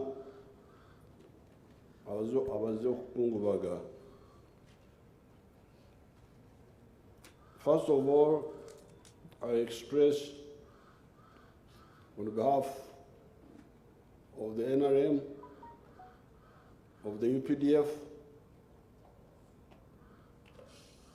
of the country, condolences to the family of General Elly Tumwine, to the widow, to the children, and to the family members. Accept our heartfelt condolences. Secondly, unfortunately, we have also lost some other people. We lost one of our traditional chiefs in Busoga, Gologoro, who was the chief of Chiguru. They told me about him the other day. We have also lost the Honorable Yona Kanyomozi, who was a minister in the UPC government, but between 1971 and 79, he was one of our contacts in Nairobi. He was not a fighter, but he was a contact. I used to pass by his office in ex-Telecom House in Nairobi. So I asked the mourners to stand up and observe a moment of silence for the late Yona Kanyomozi, whom I came to know this morning as I was coming here, and Gorogoro. May the Almighty God rest their souls in eternal peace. Amen.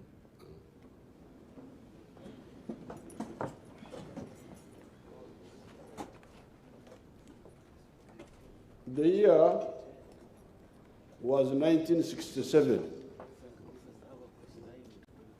I think it must have been the month of March.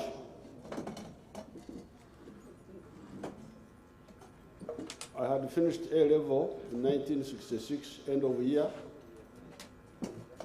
And in those days, there was a shortage of teachers. So whenever students finished S4 or S6, they would be offered jobs pending going to further studies later.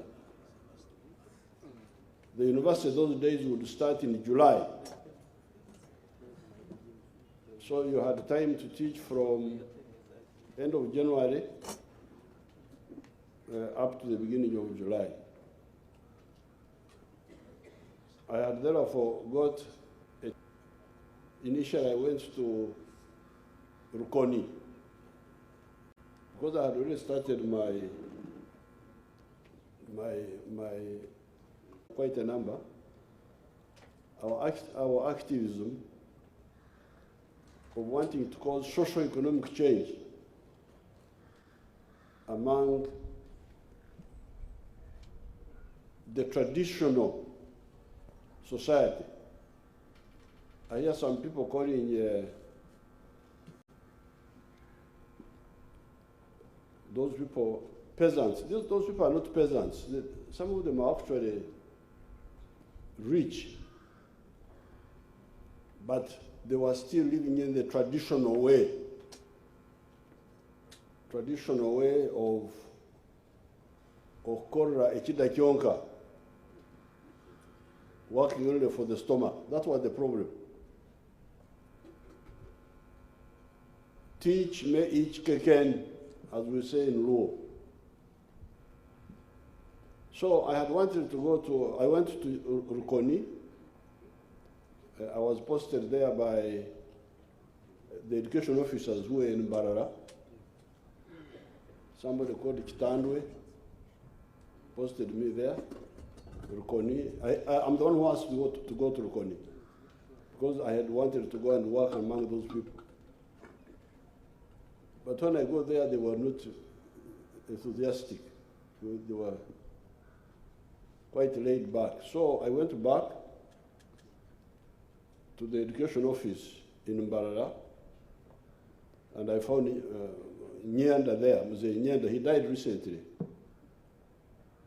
I said, I want you to send me to Nyabushozi to teach there. Nyanda said, Nyabushozi is very far. Will you manage Nyabushozi? It's very far. Then he looked on the map at the wall, said there was one position at Chinoni of Gempehe. But it has been taken by somebody else. Now the only position which is there is in Burunga. Burunga is very far. You will not manage it. I said, that's why I want to go. Where people don't go, that's why I want to go. And indeed, Burunga is quite far from Barara. It is 90 miles. You can imagine, like from Kampala here to Bujiri, where would you get 90 miles?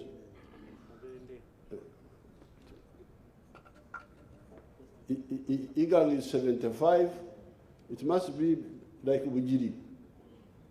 That's how far it is. So I said, no, I want to go there. So he posted me there. It must have been March, because I had spent a month at Rukoni. Now, when I got there, I found these people actually were semi-traditional. They were not as traditional as the ones of Rukoni, because some of the Rukoni were still Bakafiri, had not joined the modern religion. But these ones of Burunga, as Enos Musime was saying, many of them were Barokore, were church people. church and born again, but they had no idea about income generation. Very little, no clear way of how to become a modern society. And that was our mission. Of course, we had a little bit of, when I come to churches, I always listen to the messages, which I partially share, not wholly. Even that time we had those mixed messages, because some of those were saying, we are visitors on earth. Almost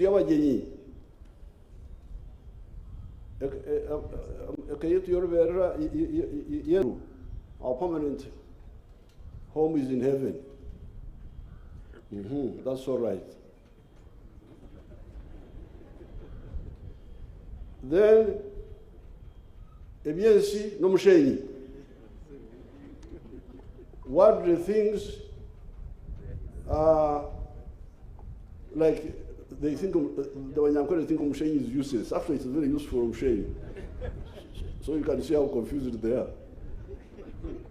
But for them, mushenyi means something useless. The real gifts are in heaven.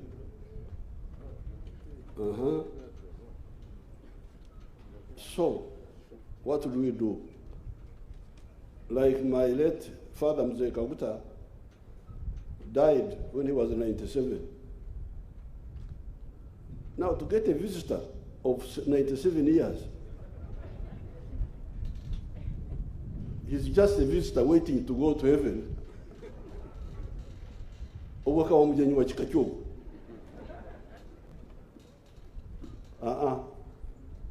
Actually, I was a member of the Scripture Union, but those were some of the reasons why I withdrew from the Scripture Union and stood aside. So, but I will say something about that later.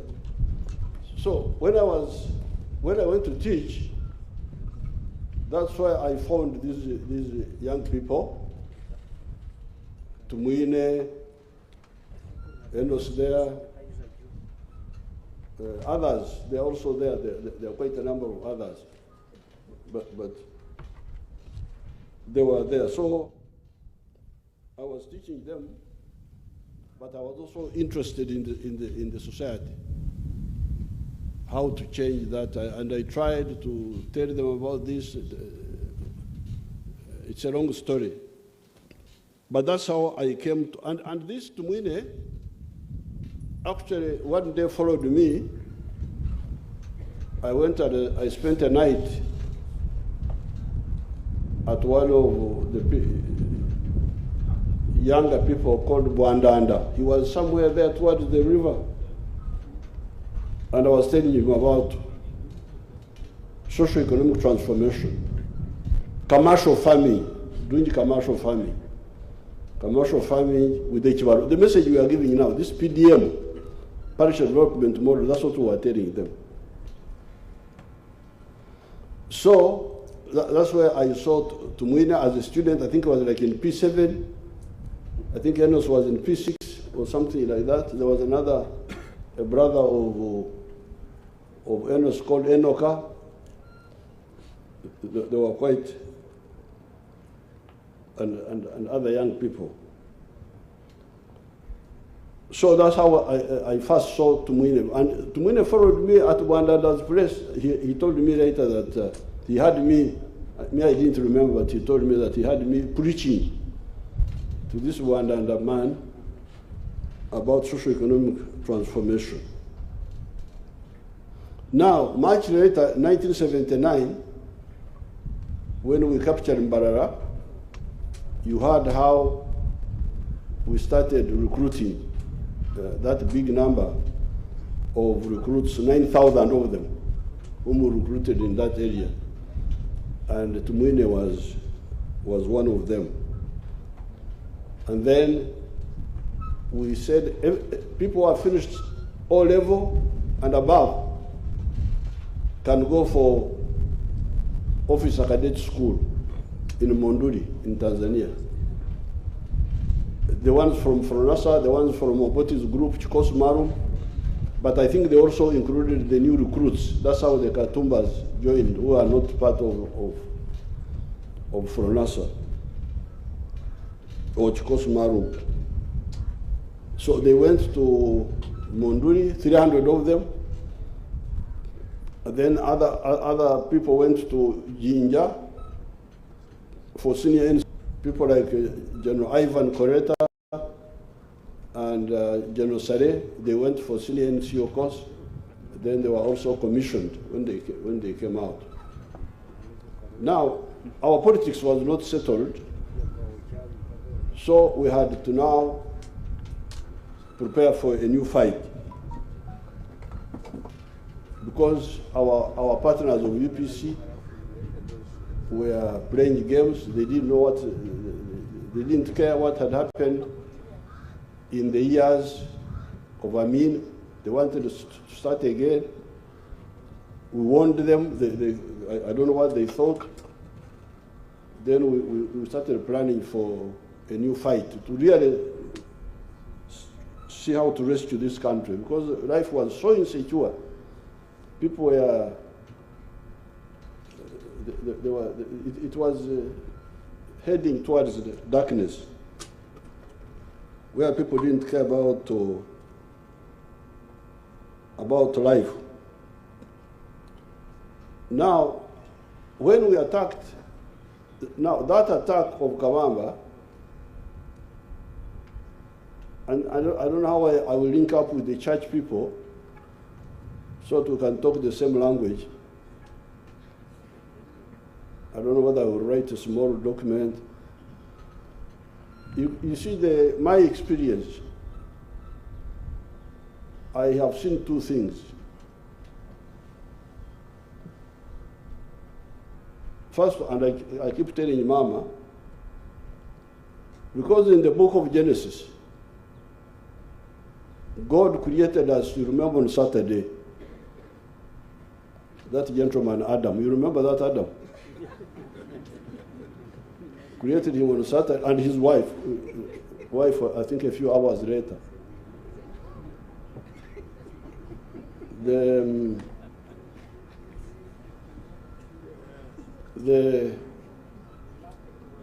He created Adam in the image of God, and he gave him the mandate. In the book of Genesis, it says, to establish dominion over nature.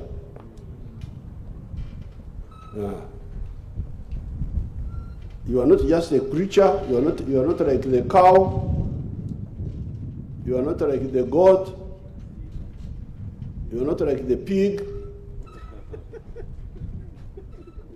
You are created in my own image of God.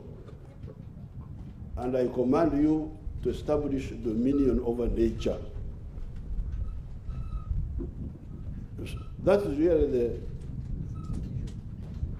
but when you do whatever you do it for the glory of God and for the benefit of man. And when Jesus came, he repeated this. I don't know why the religious people don't bring it out. He said, love God with all your heart, with all your might, the two summary of the commandments. And love your neighbor as you love yourself. So God and neighbor. And the mandate to establish dominion of nature. In our NRM language, we say taming nature, to tame nature. Now, these wars of ours, you can really see the two sides. And even our traditional people, they say, Rubare Mbera, Nembero Quarter Day.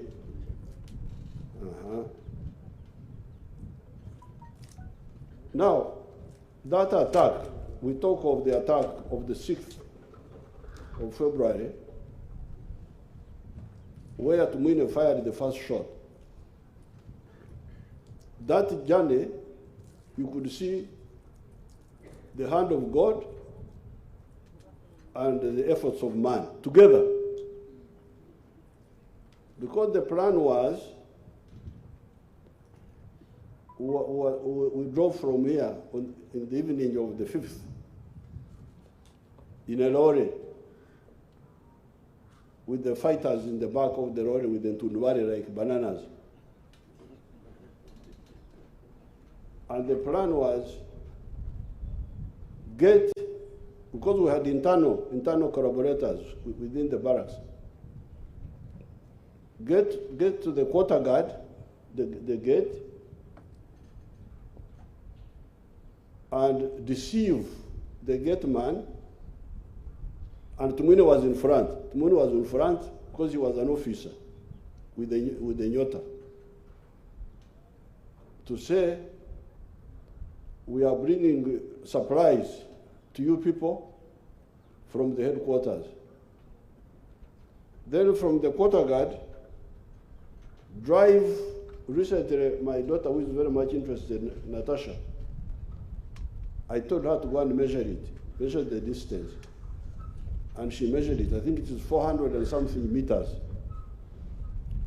So that we deceive the gate man that we are bringing supplies, and he allows us through. But a small car with some magara and a few people drives past and enters this underground armory. This armory is concrete, it is underground. Because what we wanted were guns. Maybe there I should tell you something else. Because I'm trying to summarize the wrong story, but I want to know you to know more about, because Tumwine is here, we may not get another chance. Because by the time Amin fell, on the 11th of April, we had a big force there in Mbara of 9,000 people, including the Tumwines, armed already. So when Amin fell, then we had to form one army with the Obotes, Obote Chikos Marum, other groups. So we had to surrender our guns to the new army, UNLA, Uganda National Liberation Army. Now, some of my people, led by Otafwire, and that's why I want you that's why I want you to know about God. Led by Otafwire, they said, we should not hand in all our guns. Because Tomanya, these UPCs may turn against us. So we should hide like 2,000 guns, hide them somewhere for the rainy day. I rejected that. It was a big struggle. I rejected that. I said, this is terrible. How can I be a member of the Uganda National Liberation Front, a member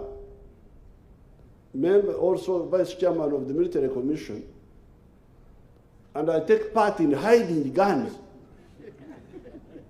and saying we have handed all the guns when we have not. This is terrible. God does not like it. Principals don't like it.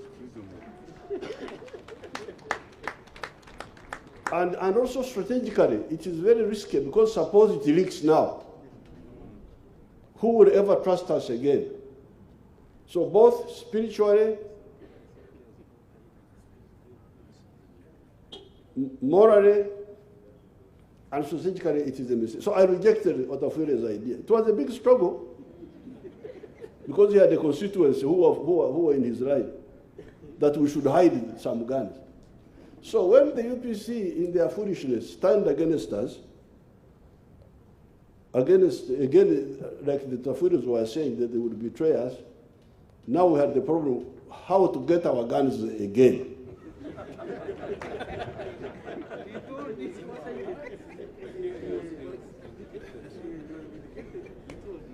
So, but these army officers of ours who had joined the joint army, they knew where these guns were.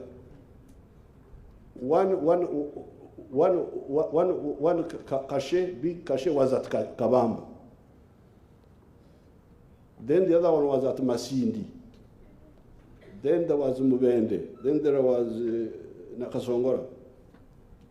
So when we analyzed, we found it was easier to capture the guns at Kabamba. And that was the whole operation. Come with 2 cars, two vehicles, a lorry with the force in the back, a pickup with some Magara and a few other people. Tumwine engages the people at the quarter guard in a friendly way. When while the pickup passes and enters the underground, and we timed to attack at 8 a.m. in the morning. Why did we time 8 a.m.? Because first of all, there was a very big force there of trainees by the Tanzanians. I think there were like 2,000 being trained. But we knew that by 8 o'clock, they would have gone away to train. They would not be in the barracks. That was number one. But number two, the armory would be open. The armory people would be cleaning and so on and so forth. So the idea was, we come, the fighting group is in the back of the lorry. I think the lorry was being driven by Rutaya. I think it was Rutaya was driving that lorry, and Rutaya.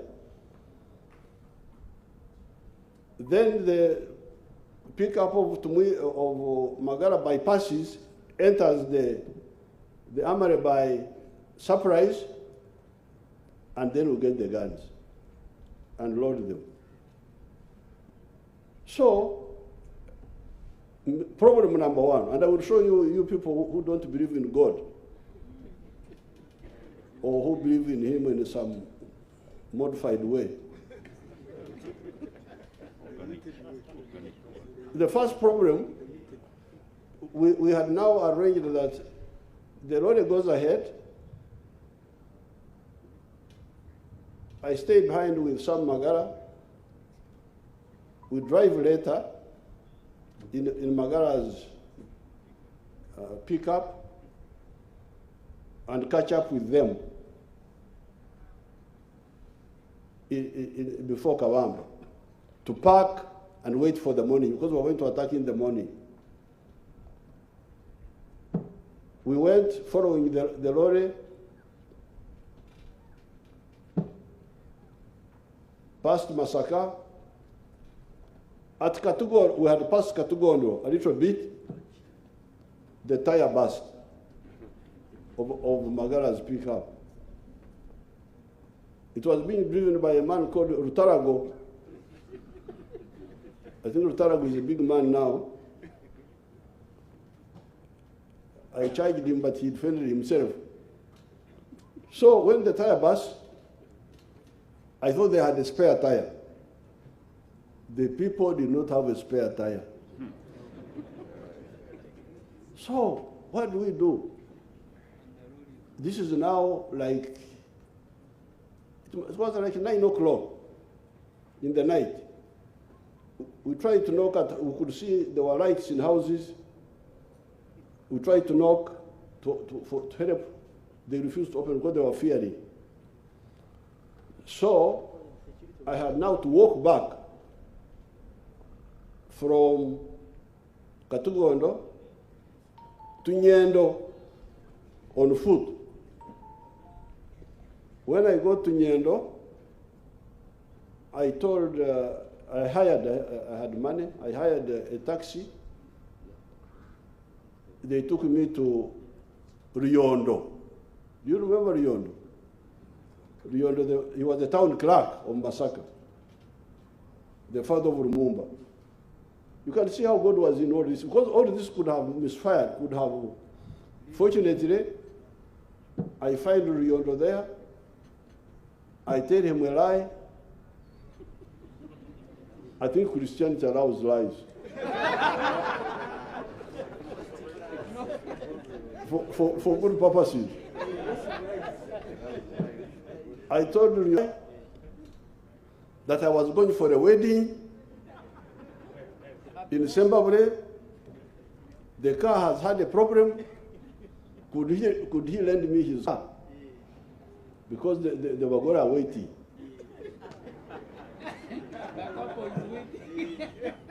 Riondo gave me his, there were vehicles called Peugeot 304.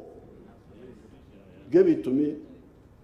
I drove, got to, now Rutarago says, me, I thought I had gone back alone. But Rutarago says we went back together. That one I don't remember. But anyway, we went where the pickup was. I think we left Rutarago there. And Magara and myself now drove and found our lorry parked at a junction called Rwemikona. There's a junction, Rwemikona, there's where you go to, I think Rwemikona, the lorry was parked there, and people didn't know what was happening. They were worried. So we caught up with them. We drove up to Makore and waited for morning to come. Now I had to sit in the back, in the Tundubari, because I was a bit well known. So these soldiers would have suspected me. So that's why Tumwine sat in front to deceive the quarter guard man, and we go. So that first firing actually was a mistake. When Tumwine fired, it was a mistake. He should not have fired. And even people were a bit angry with him. Because when the lorry stopped at the quarter guard, me, I was in the back. I had the vehicle of Magara passing, going to the drive-in. Then I had a shot. So when Tumwine fired, there was a Tanzanian corporal who was near the armory. He had the shot. He saw Magara's vehicle rushing. He went inside the armory and got a machine gun. So by the time the group went there, the man was already in, and this is a concrete bunker. So after we were blaming Tumwine that he had panicked. He should not have fired. He should have wrestled with the man physically until we had entered the armory. But this is where I want you people to know, you non-believers. Actually, this was God who did this. God used Tumwine to fire by mistake, actually. But it was God's plan. Why? So anyway, to cut a long story short, when the Tanzanians got in the armory, our people could not get in. So the big guns which were there, we could not get them. They briefed me. I remained here at the quarter guard. They briefed me. They went in the houses, captured vehicles, captured guns which were in the houses, and I decided that now let's move on. Because if we stay here,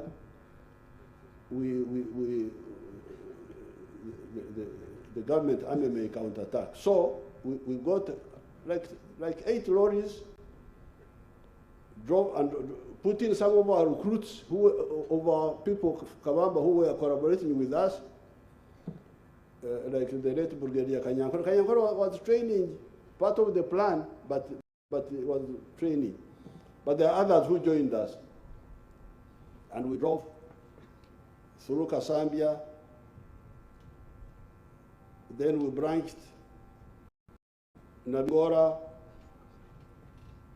Chenjojo, Pagadi, then we turned, came to this Chivare, Karuguza, Isimba. We went capturing guns from petrol stations, and by 2 a.m. we entered Chiboga town, where we had some collaborators, and went and camped at a place called Kagobe. This was now the night of the 6th. So the following morning, we were in that Chiboga Hills, those Chiboga Hills, but we had few manpower. We were only about 40 something. The ones who had guns were 27. So the 8th were there. On the 9th, the Tanzanians attacked us. And that's why I'm telling you about God. God used Tumwine to spoil the plan so that we don't capture the guns, and the guns are then recaptured by the Tanzanians, because we had no manpower to carry the guns. That's why I'm telling you that really God works in amazing ways. So, although we had some argument with Tumwine, but we said, okay, we shall arrange again. Now, to cut a long story short, on New Year's Day, 1985, 5 years later, we now came back for the same guns.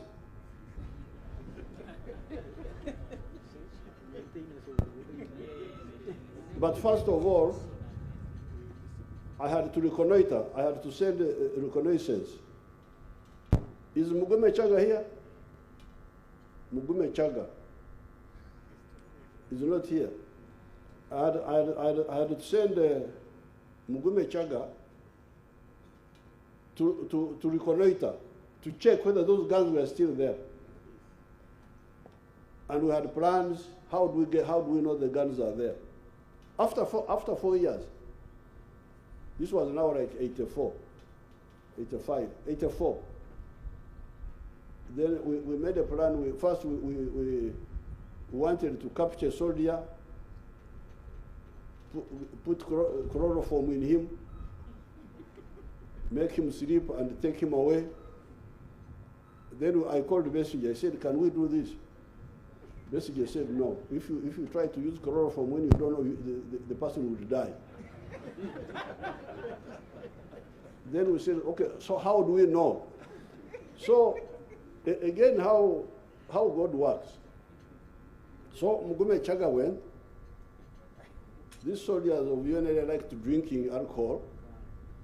So they would go to a place called Nkonji and drink and come back walking through the footpath.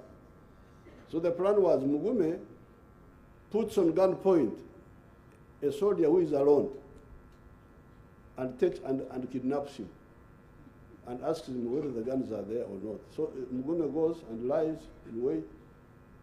A lonely soldier comes. Mugume puts him on gunpoint. The person whom Mugume puts on gunpoint is very well known to Mugume. Can you see how God works?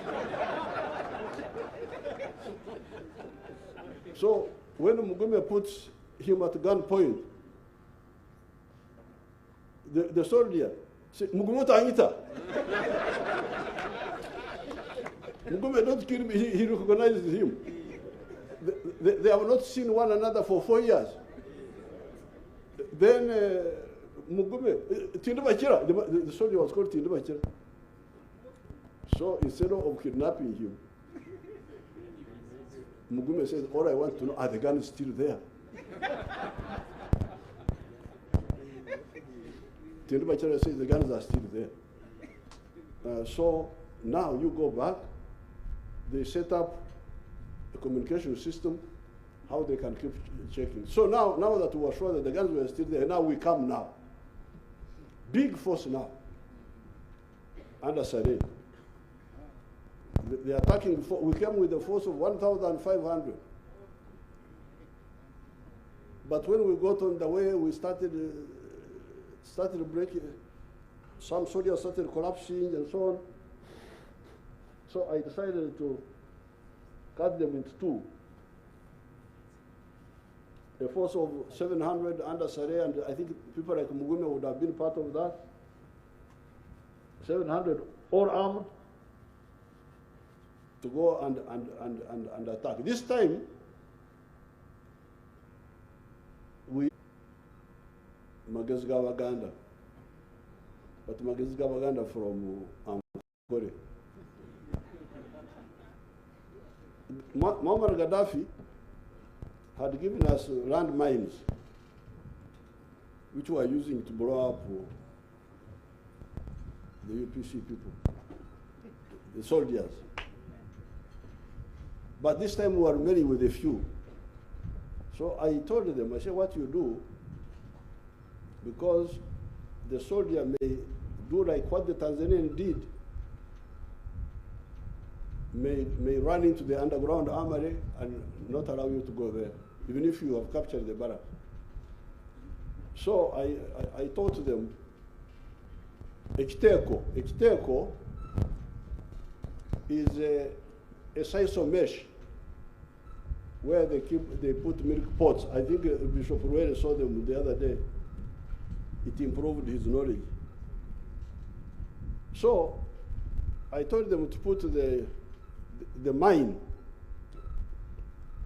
in Ekiteko, in a mesh of kamba, and suspend it and put it at the mouth of the armory, because you can be on top. It is underground. And then detonate it so that you kill the other person. For me, I thought, I didn't know it would kill. I thought it would disorient. So that's what they did. When Sare came, the force was so big, the soldiers of the barracks ran away. This is now New Year's Day, 1985. The guns which God saved on the 6th of February, they are still there. So on New Year's Day, 1985, Sare comes with a big force, puts these soldiers run away. But a soldier goes inside wanting to repeat what the Tanzanians did, But we had arranged, they put the Kiteko, pushed it from up with the long stick, and detonated. The poor fellow died there. And we got all the 650 rifles. So you can see now, Tumwine, God used Tumwine really to make us start the war, but not to go too far before we were ready, and kept the guns for us for 1985. This is Tumwine's now being used by God. Secondly, Tumwine, in the reorganization, he was posted in Masindi. So he knew the Masindi barracks very well. And in the plan to attack, we had looked at Masindi. But from the quarter guard to the armory, very far, about 1.5 kilometers. That's why we went for Kawamba instead. But Tumwine knew Masindi. So we planned for it. And Tumwine linked us with a man called Kaka. You know Kaka? Kaka recently was in ISO, he had some issues, but he did a very good job. This Kaka was, I don't know what, he was a civilian in the town of Masindi. So,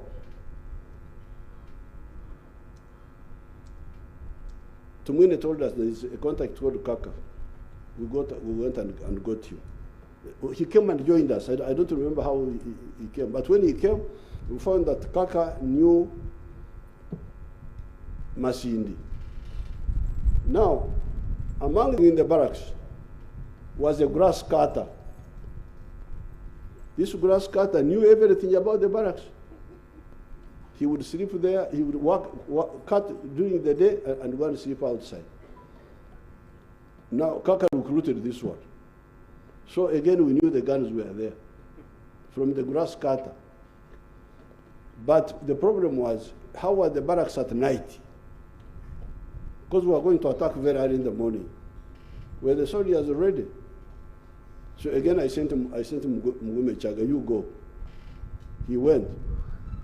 He went, and the soldiers were coming from drinking. He joined them and went and stayed near the barracks until morning. There was no alert. So we came. Masindi was a big success. We had 760 guns from there. This is Tumwine's work, Masindi. So therefore, and Tumwine, you have heard his gifts about music, about all those ones. I'm not very clear myself. But the transformation and the love for the Ankole cows. I remember Tumwine coming to Kisozi with these children. They were young. There were two. There was the boy and the girl and the boy. I think the girl was older. When you came to Kisozi, who were the girl? Who was the girl? Stand up and I see you. The Kisozi one. Oh, that's the one. And then there was a boy who was younger. So, Tumwine and all these other people have joined the socio-economic transformation of that rural area. And I'm sure when you go there, you will see what they have done. And therefore, people who are insulting Tumwine, they are wasting their time, because Tumwine is somebody who has accomplished. Is somebody who has accomplished so much. Now, coming to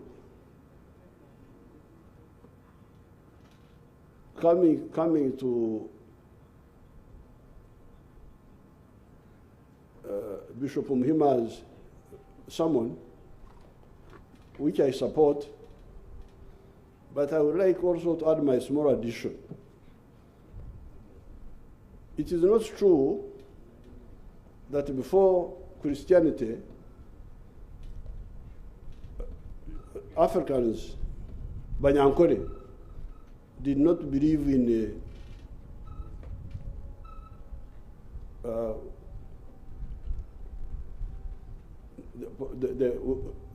continuation of life.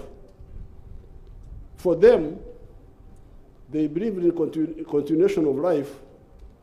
What do you call it? Perpetuation? Perpetuation of life. They believed in perpetuation of life through the children. When you have children, you are eternal. That was our eternity. So, and I don't think it is correct to dismiss that. Because the Banyankore knew that if you did not have children, Watweka and Treche, your lineage is terminated. So therefore, I think the religion should find a way of accommodating that. Posterity through children. eternity through children. Like Tumwine has not died. He's here. He is abundantly here. He was one, now he has got I don't know how many people there. That's number one. Orzaro is part of eternity. Secondly, the Oktunga. Because why did God put us here on earth? If he wanted us only to be in heaven, why did he bring us here? He brought us here so that we also do something here, improve here. So, what we do on earth really matters. So I think the church should find a way of encouraging that. Because if we don't do that, if we say, if you are rich, you are going to die. If you are poor, you are going to die. So what do we do now? We should all be poor so that we don't waste time.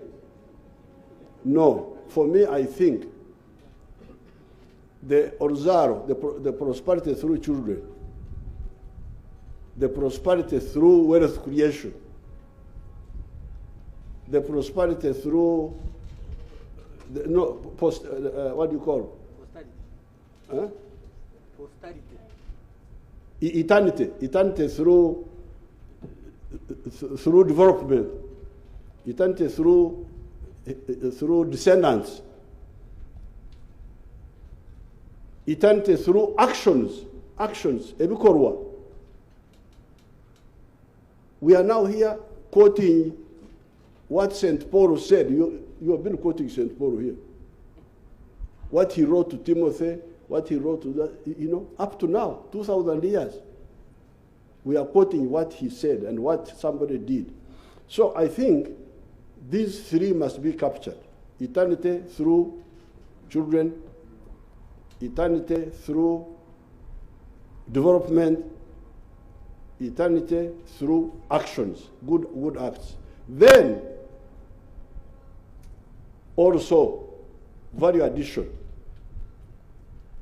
Because me, Muhozi, I'm already eternal here. You stand up. You see how eternal I am here. When I die, this person is here. She's called Kokundeka. She's called after her grandmother's name. But why should I only go through Kokundeka and end up in Gehenna? I think that's what you should tell me. Why don't I also take that branch? And while the Kokundekas are continuing here, I also go to heaven. That very addition I totally support.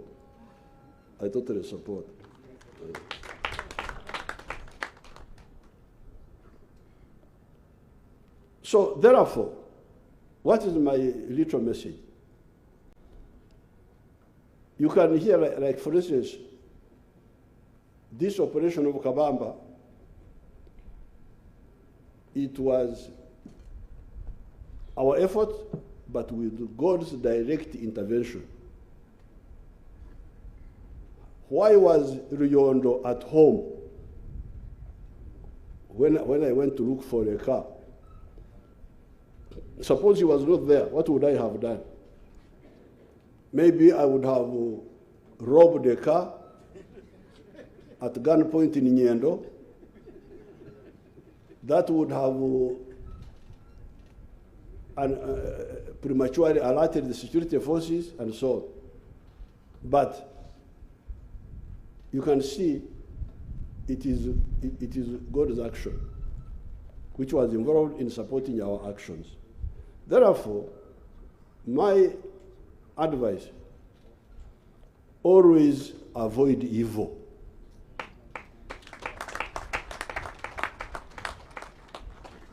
Like resisting Otafuire's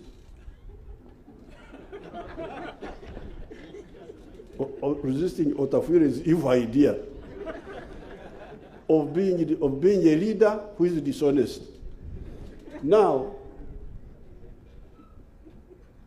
and people who do that are people who want shortcuts. Because I told them, I said, let's hand in all the guns. If we need them, we shall get them. Of course, it costs us a bit of effort to get them back, but we got them back. We got the guns of Kawamba back. We got the guns of Machine back. We got the guns of Hoima back. We got all these guns. So therefore, my conclusion, really, from watching what I've been going through, is avoid evil, believe in God, and as Tumwine was saying, do the best, do what you like, what they were quoting, God will reward you. Finally, Tumwine was a resilient man because he was injured badly at Bukomero. I had gone out for a few months. When I came back, I found he had been injured. He was injured. He was brought by our network. Dr. Gwasaze, there were people who were looking after him. Dr. Gwasaze, they looked after him until he healed and came back and joined us. He didn't say, because I've been injured, let me stay out. No. He came back and continued and has been continuing. And it's not only him. Sare was injured in both arms. All these men of these people, some of our people were injured. So that spirit of patriotism, of sacrifice, you, the young people, you should learn from it. Now, finally, you can see the family now. The other day, I was on Patience's function, who are looked at as the Banyang, you know, those Banyankore are fond of. Don't worry about them, Johnny. Don't worry about those fellows, these Ugandans. Because when we were fighting, I mean, especially the Banyankore, for them they have a problem with their mouth. When we were fighting, I mean, they were calling us Everare, that we were Everare, vagabonds. That we were vagabonds because we had left jobs. A job of working under you call it a job. For us, we were despising those jobs. But for them, they thought that to be clever, you had to be under whether they kill you or what. For us, we decided to fight. But we fought. By the time we came, you had what they were calling us. We are now no longer Everare, we are now Moses. We had changed from Everare, from vagabonds, we had become Moseses, we had become David, who killed Goliath. Now, so children, don't think about those fellows who are talking nothing. The Tungama people have got their bad ways of talking. We are just I said something like nothing, like something which it doesn't.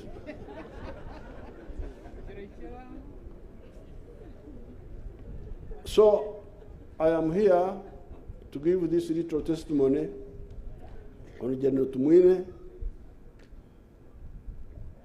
Dying at 68, he was still young, but he had achieved a lot.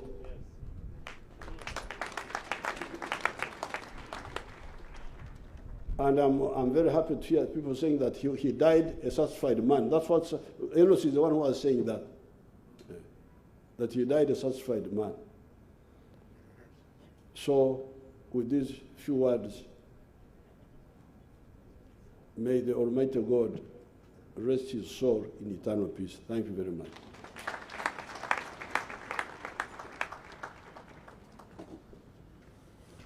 Thank you very much, Your Excellency.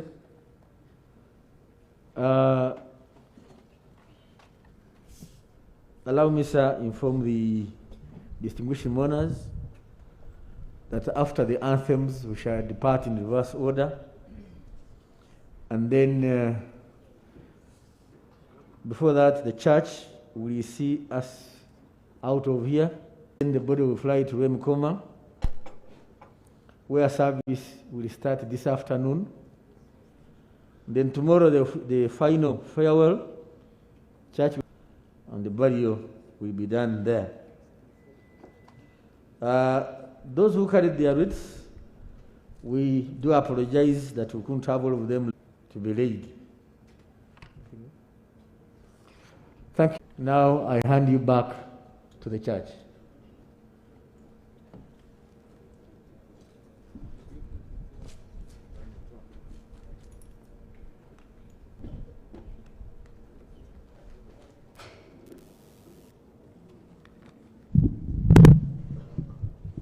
Thank you very much. Before we do the recessional hymn, we are going to, we are very much pleased to announce and want to thank the congregation that gathered here for the offering. And this is the amount that we have brought together, 11,433,700 Uganda shillings and US dollars 221. We want to take this opportunity on behalf of All Saints Cathedral Kampala to hand over this money to the family of General Tumwine. May I have a representative, preferably Daudi, to come and receive this money right now as we hand over to the family this contribution. As we prepare for that, we are going to have the anthems, and then later on we'll have our recessional hymn.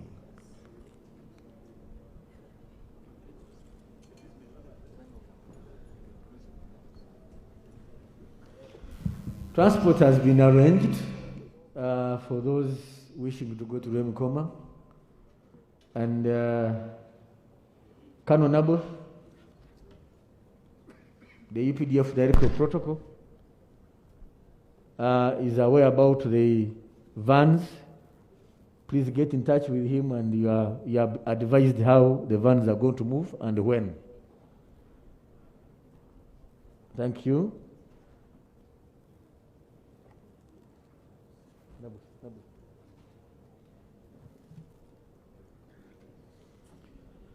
On behalf of the Ministry of Defense and the Veterans Affairs and the entire UPDF fraternity, allow us to register our heartfelt appreciation for the love you have accorded the Tumwine family and the UPDF family, for the support you have given us.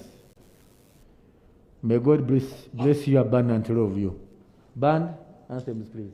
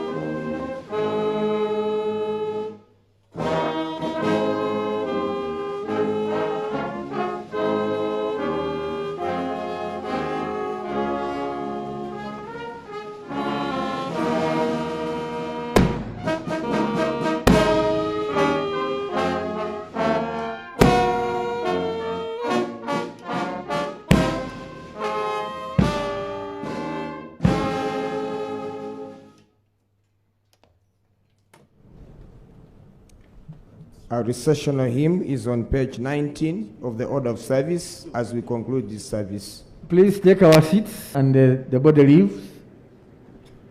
The choir will be leading us in the recessional hymn. And then direction? Yes. Those that intend to travel to Rwemikona, directions are you drive Kololo, a place where he's been on very many occasions.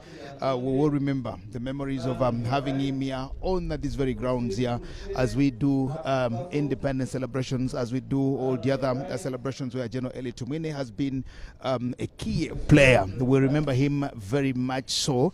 And of course, now this is the last of those events where he is at Kololo, this time round not as a living being, but his body laying in state just right here, lifeless, as we've all noticed. General Elly Tumwine is a man of very many shades, just as you've heard from the different theologies and of course from the different persons. Very emotional and very many things said about him. As you can see, the church is just concluding it, and of course the final recessional hymn, as you can hear here, as General Tumwine's body will be marched off the grounds by generals here, lieutenant generals and major generals, who are the pallbearers, and the colonels, senior officers of the UPDF also, as the sword bearers, leading the procession and seeing General Tumwine off here today.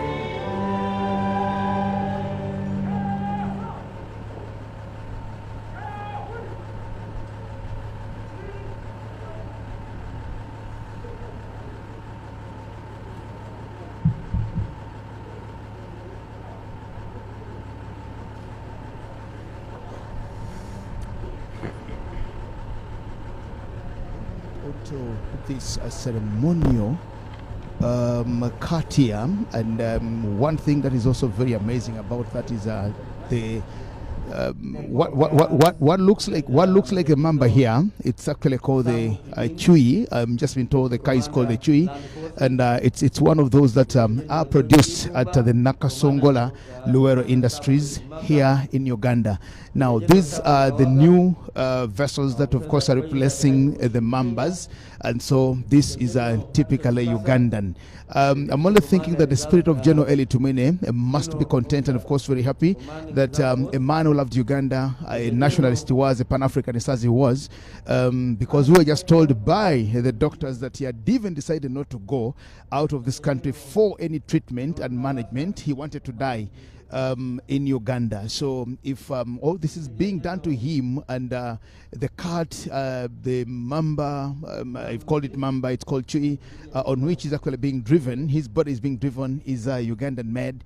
I'm only thinking that the spirit of General Elly Tumwine must be happy and content about that.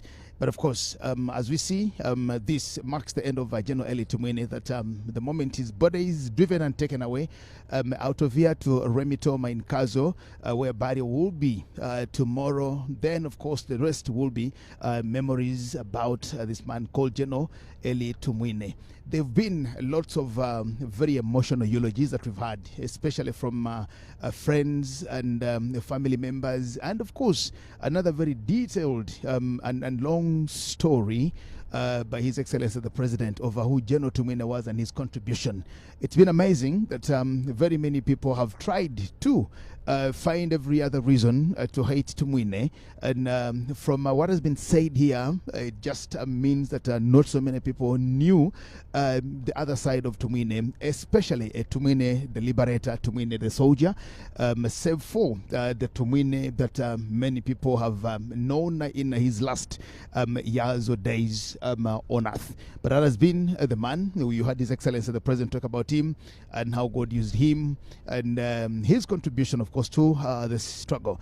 We will continue to remember and, of course, talk about him as a man who shot the first bullet, which His Excellency the President and the Commander-in-Chief of the Forces here says it was not on purpose, it was not planned that way, but it just helped them to kickstart the war that was later concluded with success in 1986. As you can see, General Tumwine's body there being driven away, escorted by Lieutenant Generals and Major Generals of the Uganda People's Defense Forces. And that will be the end of General Elly Tumwine. There will be that very final procession that is normally accorded or done to senior officers of the forces, to persons like General Elly Tumwine, as you can see just right here, as he's being driven and taken away. His body is being driven to Rwemikona. Earlier on, of course, we saw the very many things that have been done here and happened here, and of course to thank the Right Reverend Dr. Edward Murima, the retired Bishop of the Diocese of North Kigezi, who represented the Archbishop of the Church of Uganda, Dr. Kazimba Mugalu, who was not here. That's the final procession. As we look to that and as we continue seeing that, these are the very last moments of General Elly Tumwine, as we can all attest and see.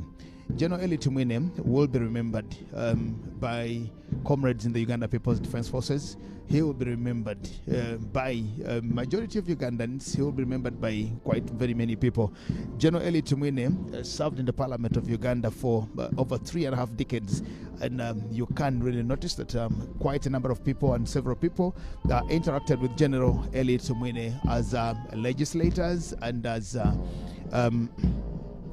in different quarters or categories, as you can see. There it happens. The force that he loved so much, the force that he cherished so much, and the force we can say that he contributed into building to where it is. I am only very sure that General Tumwine must have died a very happy man, that from a ragtag army that captured Kampala on the 26th of March and 1980, I beg your pardon, 26th of January 1986.